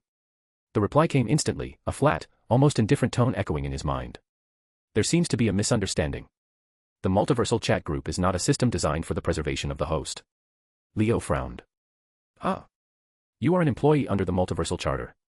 However, the system does not possess functions to actively prevent or warn the host regarding their actions that might cause self-harm. Leo's eye twitched. So you're telling me that while I may be here nearly blowing myself up due to a mishap and you're just gonna stand back and watch? The system is minimally involved in combat and does not dictate how the host handles their abilities. Furthermore, the reason of unclarity is due to your early stage connection with the seed of Satan. You lack full synchronization, which prevents you from accurately grasping your own limits. Your new magical organs are also not in rhythm with your body as you have minimal practice with them. Leo rubbed his forehead, irritation creeping in. I'm essentially a rusher who developed too many abilities. You knew I'd struggle with my limits. You could have warned me, you know. The system cannot assist in that regard. However, the host may purchase an extension using dimensional currency to access advanced monitoring features. This feature will unlock after this mission. Leo's expression went blank. Wait. Are you seriously trying to sell me a DLC? There was no response. Leo sighed. Of course. Of course, you are. Leo was pulled from his thoughts by the soothing voice of Tiamat, her arms wrapping around him from behind in a gentle but firm embrace. Are you okay? Her speech was still slow, deliberate, as she was getting used to speaking. Leo exhaled, pushing aside his irritation with the system. Ah, yeah. Just a minor miscalculation. He shifted slightly, intending to step away, but the moment he moved, Tiamat tightened her hold. Okay, she murmured simply, pressing her cheek lightly against his back. Leo paused, then huffed in amusement. It seemed like she wasn't planning to let go anytime soon. Eisen, who had been observing silently, raised a brow before offering a mock casual salute. Well then, I'll be heading off to the north as planned, he said, his voice smooth and unbothered. Now that we have one less target to worry about, my work just got easier. If I require your assistance, I'll send a message through Kido. The space in front of Eisen unzipped like stitches being undone, the air peeling apart to reveal a swirling black void, a Garganta. Leo raised an eyebrow. So this world has something like the Garganta too? Eisen, already stepping toward it, glanced back with amusement. No. I'm simply projecting an illusion over the world. He gestured toward the tear in space. By weaving the illusion into reality, I create a miniature fissure in it, allowing me to form something similar temporarily. Leo's expression stiffened. That wasn't an ability Eisen originally had. Unless, his eyes narrowed. Bankai. Eisen's smirk turned into a full-blown grin, nodding as he stepped into the void. Bankai. After Eisen vanished into the void, Leo turned his attention to Tiamat, who still had her arms wrapped around him in a firm embrace. Would you mind releasing me? He asked, trying to sound casual. Tiamat tilted her head slightly, her grip tightening just a bit. I would. Leo blinked. You're not supposed to say that. She simply hummed, resting her chin on his shoulder. Leo opened his mouth to argue, but movement from the pitch-black pond caught his attention. He immediately seized the opportunity. Oh look, Fury's waking up. I should go check on him. Tiamat hesitated, her grip lingering before finally letting him go. Leo quickly stepped away, approaching the stumbling figure of Fury, who dragged himself out of the dark waters like a man who had seen hell and barely crawled back. His breaths were heavy, and his entire body trembled slightly. His features were younger, his old age seemingly peeled back a few layers. But exhaustion was written all over him. He groaned, running a hand down his face. Feels like I just got my ass beat 1,000 times. Leo smirked. Good news, Spy Supreme. That means it's working. Fury shot him a tired glare. If it worked any better, I'd be dead. Leo chuckled, but his gaze shifted back to the pond. Hope was still submerged, taking longer than Fury. Unlike Fury, her physique had already been supernatural, her evolution would be different. Looks like I've got time before she wakes up. Leo rubbed his chin and then decided the next course of action. Alright, let's do an assessment. The sooner I'm done here, the sooner I can fix my own problems, he said, turning to Fury. First thing, try punching me with all your force. Fury raised an eyebrow before letting out a short chuckle. Okay, Mr. Satan. I'll do my best. Cocking his arm back, he threw a punch with all his might. A sharp boom echoed as the air itself split from the force. The strike landed cleanly on his torso, only for Leo to remain completely unmoved. Leo nodded in approval. That's solid attacking power. He mentally gauged the strength. If he had to scale it in terms of raw stats, it would be somewhere between E and D, with E being 10 times the maximum human strength and D being 10 times that of D. That meant Fury was already leagues above his past self. But that wasn't the most important part. The true purpose of the Sea of Life bath wasn't just raw power, it was transformation. Fury was no longer just a human in the modern sense. The concept of his body had shifted. He was now an old human, one from the age of gods. And that changed everything. In Nasuverse, things were different for humans in different ages. Unlike modern humans, who had a strictly biological framework of organs, blood, and nerves, old humans existed under different metaphysical rules. Their biology was shaped by collective human belief and mysteries, meaning their bodies followed principles that defied standard logic. One of the biggest shifts was his magical foundation. Unlike most Marvel humans who borrowed magic from external sources, dimensions, entities, or artifacts, Fury could now generate ether on his own. His body had developed an organ specifically for that purpose, meaning he was now one of the most magic-attuned humans in his universe. Even more interestingly, his brain was no longer a vital organ in the traditional sense. Destroying it wouldn't cause instant death, only fatal blood loss over time. That alone made him significantly harder to kill than any normal human. And all of that was besides the fact that Fury now possessed very, very minor divinity and traces of true ether woven into his being. His potential at this point was comparable to that of an Omega-level mutant who has yet to master his abilities. Fury, finally settling into his new body, cracked his neck. Alright. So, are you gonna teach me some magic now? Leo looked at him, dead serious. I don't know any. Fury blinked. Do you think I'm stupid? Leo sighed. No, I do not. It's just a normal assumption to think I have magical knowledge or theory to teach. But I don't. I'm simply naturally adept at creating magic due to certain traits and skills I have. Fury's expression instantly morphed into one of absolute exhaustion, his entire face radiating a silent, I can't deal with this shit anymore. Leo, unfazed, continued. But honestly, I don't think you really need to think too hard about acquiring magic. Fury narrowed his eyes. And why is that? Leo smirked. Because you're a tiny bit a descendant of Tiamat now. Fury blinked. What? Leo shrugged. That means you have divinity, even if it's incredibly minor.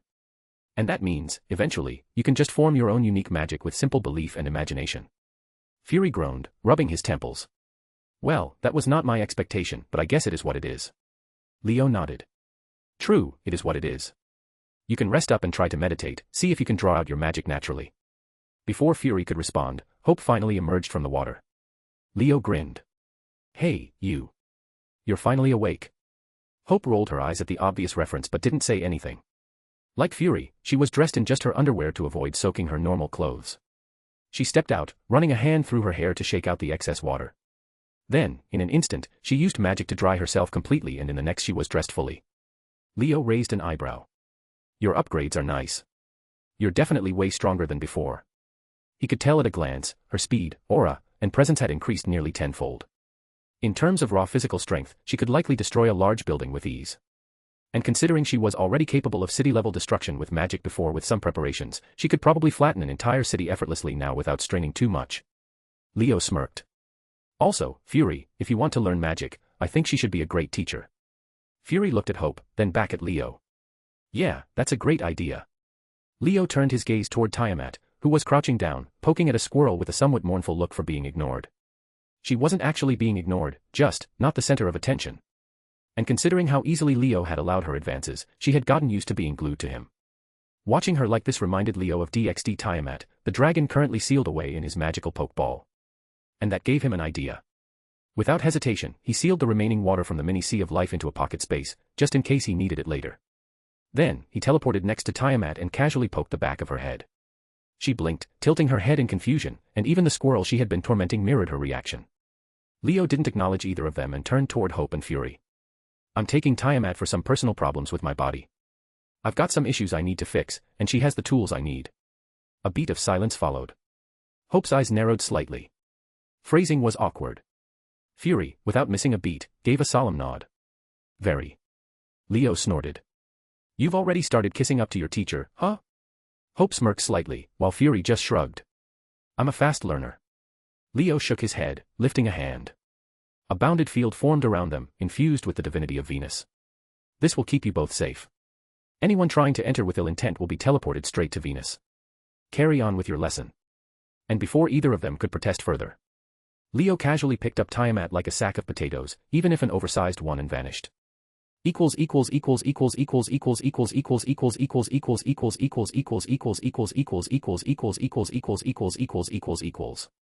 Stones and reviews please. Chapter 17, Mommy. Notice at the end. Leo and Tiamat reappeared near a tranquil lake, the water shimmering under the soft light filtering through the trees. He set her down and ignored the slight pout of disapproval in her eyes at being removed from his grasp so soon. Instead, he reached into his pocket space and retrieved the pokeball containing DxD Tiamat. The moment he let a fraction of its presence leak out, a faint draconic aura pulsed in the air. Leo turned to Tiamat, observing her reaction. Do you feel any connection to this? He gestured toward the ball, his eyes sharp with curiosity. Tiamat's playful demeanor faded, replaced by a serious expression. She leaned in slightly, staring at the ball as if trying to see through it. After a moment, she spoke, her words slow and deliberate. It feels like me, but it's not me. Weird. Her brows furrowed in thought. Leo looked at Tiamat, his expression calm. In my world, there's also a Tiamat, though she exists in quite a different form, he explained. Tiamat tilted her head slightly, her eyes narrowing in curiosity. Unlike you, she is a dragon. She's strong, sure, but nowhere near your level in terms of power, Leo continued. While he spoke, Tiamat stepped forward, her gaze fixed on the ball in his hand. Her expression was unreadable, but something in her eyes flickered, curiosity. Confusion. Recognition. She reached out and touched the ball with her fingertips, her brows furrowing slightly and the cross in her eyes glowing. It feels like. She murmured, her voice slow and uncertain. Leo nodded, that's why I asked you to come. He stopped mid-sentence as the ball suddenly began vibrating in his hand, cracks rapidly forming along its surface. What the hell? Leo muttered, tightening his grip. He glanced at Tiamat, only to find her silently pouring magic into the ball without a word. His eyes widened. Oi, what are you doing? She didn't answer. She just continued, her focus entirely on the object in his hand. Then, the ball shattered. A surge of energy erupted outward, forcing Leo to instinctively step back as a massive dragon emerged from within. Its celestial blue scales shimmered, glowing faintly with power. Its wings spread wide before folding as it stared at Tiamat, unmoving, silent. Then, without warning, the dragon shifted forms, transforming into a human woman. She had long, straight pale blue hair that cascaded down her back, and dark blue eyes with red star-shaped pupils. The moment she laid eyes on Tiamat, her expression brightened instantly. Mommy, she cried out and ran straight into Tiamat's arms. Leo blinked. Did she just say, Mommy? The absurdity of the situation took a moment to settle in. The DxD Tiamat, now in her human form, rushed forward, throwing herself into Tiamat's arms like an excited child finally reunited with their parent.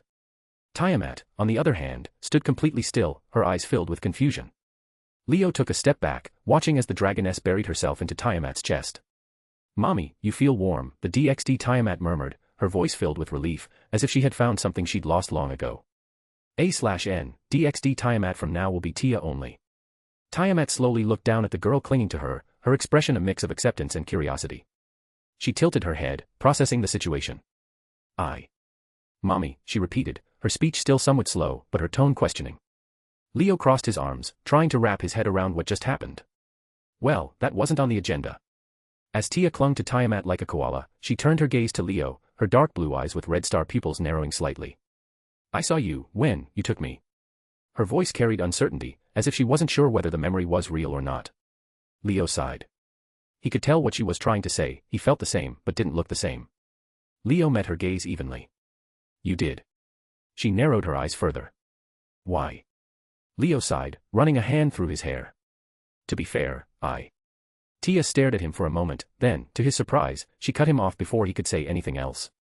I don't care. She nuzzled deeper into Tiamat's chest, holding onto her tightly. You took me, and I got to meet Mommy. I'm happy. Tiamat, who had been silent throughout the exchange, still looked completely lost, her eyes darting between Tia and Leo. Leo narrowed his eyes slightly and decided to test something. His voice took on a subtly persuasive tone, the influence of the seed of Satan seeping into his words. Let me understand this. You are Tiamat. Tia nodded. Yes. And you're the daughter of Tiamat? Another nod. Yes. Leo's eyes flickered. So, you're not the goddess of creation from the Sumerian pantheon? Tia hesitated for a moment, as if thinking carefully about her answer. Then, she shook her head. No. Mommy gave birth to me, but she disappeared when I was 5. I never got to meet her again. Her voice became softer, almost sad. I'm not a goddess. Leo raised an eyebrow at that. That was interesting. He had expected her to be another version of Tiamat, but instead, she was her daughter. That meant she was something entirely different from the Tiamat he knew. He turned his gaze to Tiamat, who was staring at Tia with wide eyes. There was something in her expression, realization, shock. Slowly, Tiamat looked down at Tia, as if seeing her for the first time. A memory stirred in her mind. A long time ago, before she was betrayed and sealed by her own children, she had thought about doing something similar. She had considered creating a child, a being that would be a part of her and near identical to her, someone she could care for and someone who could fully understand her love, but she never got the chance. And yet, here was Tia, a living, breathing result of a version of herself that had succeeded. Tiamat tightened her grip around Tia, pulling her closer. The sudden increase in force made Tia let out a surprised "Q," her head tilting in confusion. But Tiamat wasn't paying attention to that. Her eyes, with their cross-shaped pupils, locked onto Leo. The glow in them intensified as emotion surged within her, desperation, hope, and something close to madness. No matter how Tiamat behaved, she was inherently an individual that was driven to insanity by her own dreams. Her voice, normally calm and controlled, wavered slightly. Leo, I am going to come to your world. Her tone was firm, absolute, yet desperate. It was the voice of someone who had been drowning in an endless abyss of despair for millennia, only to finally see the surface within reach. She would not let this opportunity slip away. Leo didn't react immediately. He studied her carefully, sensing the intensity behind her words. Tiamat, a beast, one of the greatest calamities of humanity, was ready to abandon her world for a single reason. Leo glanced to the side. System, is it possible? The reply came almost instantly. It is possible if she purchases a citizenship transfer card using system currency. Leo turned back to Tiamat and gave a small smirk. No problem. And just like that, Beast 2 made her decision. She would abandon her world for the chance to start anew.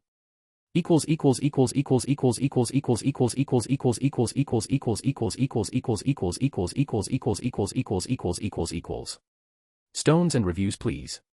I'm attending Mahakumbh in Prayagraj, so I'll be busy today and tomorrow. Also, why has there been almost no good Fate fanfic in years? Most are either simulator slop or Chinese slop. What happened to good old Fate fics? I blame FGO for this, as the franchise is so busy churning out money that good stories are being put on back burner. It has been 2 fucking years since Witch on the Holy Night was announced, and I still haven't seen Dear Aoko animated. Chapter 18, Mommy Strikes. Rant at the bottom. Also, the story seems to be running out of steam a bit. You can revive the dying hype by adding 1 power stone each person. In the city of Osirst, the candidates for the first-class mage examination had been stuck for over a month because of delays due to the sky-breaking incident. The Mage Association had ordered them to stay, saying it was for their safety and that the exam needed a controlled environment. But before the exam could finally restart, a massive wave of magic suddenly spread across the world. It was so powerful that almost every mage in the city collapsed, knocked out instantly. The stronger ones, like Fryerin, managed to stay conscious, but they lost control of their magic, something that rarely ever happened. The Continental Mage Association was in complete disarray. Almost all of its key members were out of commission. The mana wave had affected every single mage, regardless of rank or experience.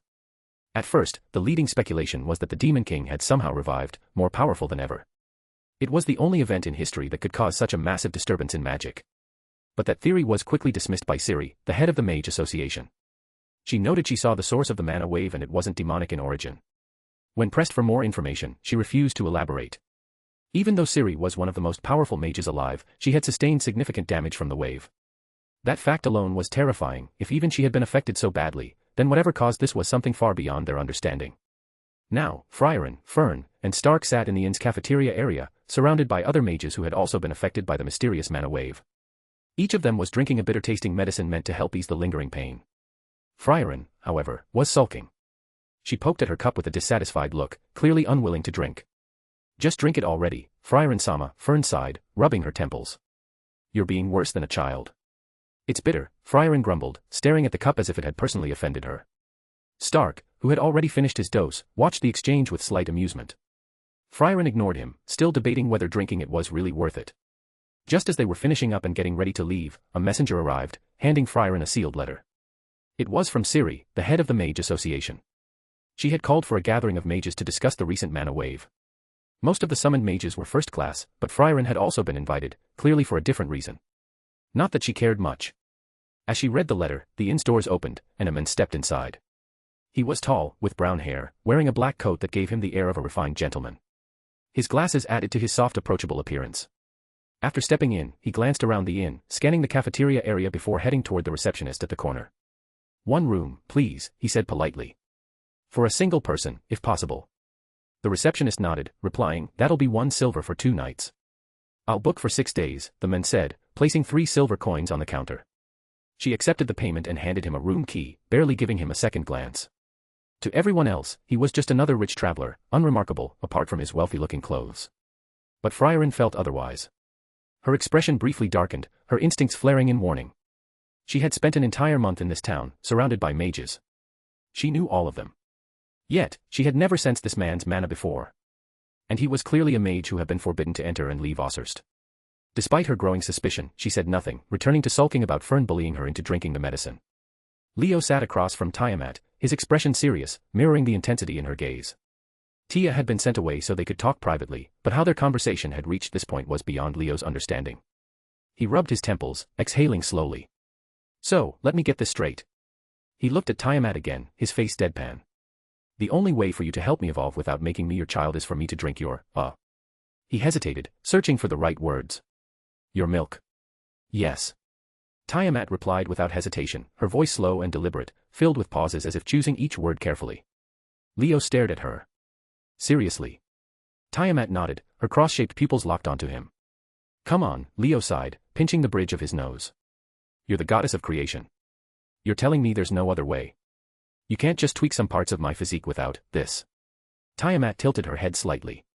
"You can, always, do the same thing. Hope, and Nick did." Leo froze, his expression tightening. Tiamat's gaze didn't waver. Her voice remained slow, yet there was something knowing in her tone. "But, that's not something you want, right?" Leo didn't respond immediately. His silence spoke volumes. "It's not something I'm unwilling to do," he said, crossing his arms. "I just want a different dynamic in our relationship."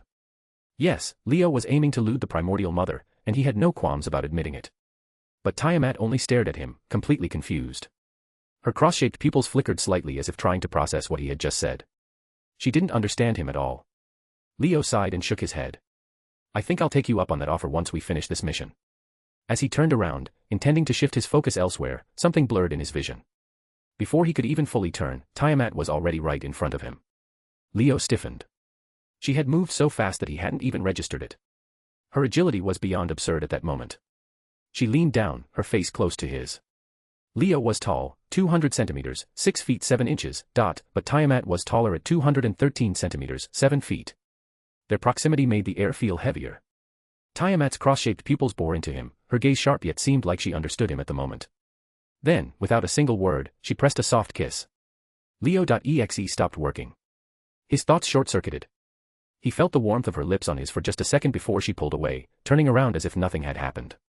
She started humming, walking away like this was the most natural thing in the world. Leo had to actively force his body to remain still. His informational creation worked overtime, commanding his body. "Do not blush. Do not react. Do not think about it." It barely worked. His lips parted slightly, and before he could stop himself, he called out. "What?" His voice almost sounded normal. Almost. Tiamat didn't even turn back. She just smirked, as if amused, and kept walking.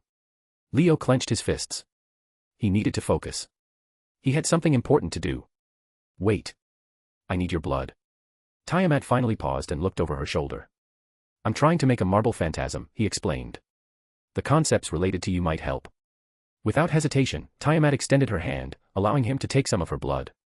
As he worked, she absently started petting his head. Leo nearly lost control of his expression. Petting him? Really? He was a grown man, well technically. He ought have pride as a Satan too, not really. And here she was, treating him like some favored pet after kissing him and moving without an explanation. He wanted to protest, but something in the way she did it stopped him. Her fingers were gentle, as if she were touching something precious. For a few moments, she even held his head, her touch lingering longer than necessary. Leo said nothing. Not because he had nothing to say, but because, for once, he didn't trust his own voice. Tiamat finally reached Tia after Leo had finished his work, her movements as fluid and effortless as ever. Tia, still clinging to her like a koala, immediately looked up at her with narrowed eyes. "Mommy, why did you kiss him?" There was no hesitation in her voice, just pure curiosity and maybe a hint of concern. Tiamat blinked at the question, then tilted her head slightly. "Is that what it is called?" she murmured, her voice slow and deliberate as always. Tia's expression twitched. "I saw it in hopes, memories, about different kinds of love." Silence. Tia just stared at her, her mind processing what she had just heard. "Mommy," she said slowly, her voice filled with realization and exasperation. "I don't think you truly understand what you just initiated, do you?" Tiamat blinked again, looking at Tia with complete innocence. Then she tilted her head even further, her cross-shaped pupils shining as she softly muttered. "Huh." Tia almost facepalmed. Leo stood still, staring absent-mindedly at the sky, holding the small vial of Tiamat's blood in his hand. The deep red liquid seemed to pulse faintly, carrying within it a power beyond human comprehension and grain an element that could kill celestial bodies. It was a treasure, something that could help him push his limits, but right now, that was the last thing on his mind. Instead, he was rethinking just how blessed he was by the world. A few days ago, he was a nobody, a literal background mob character in the grand mess that was the supernatural world.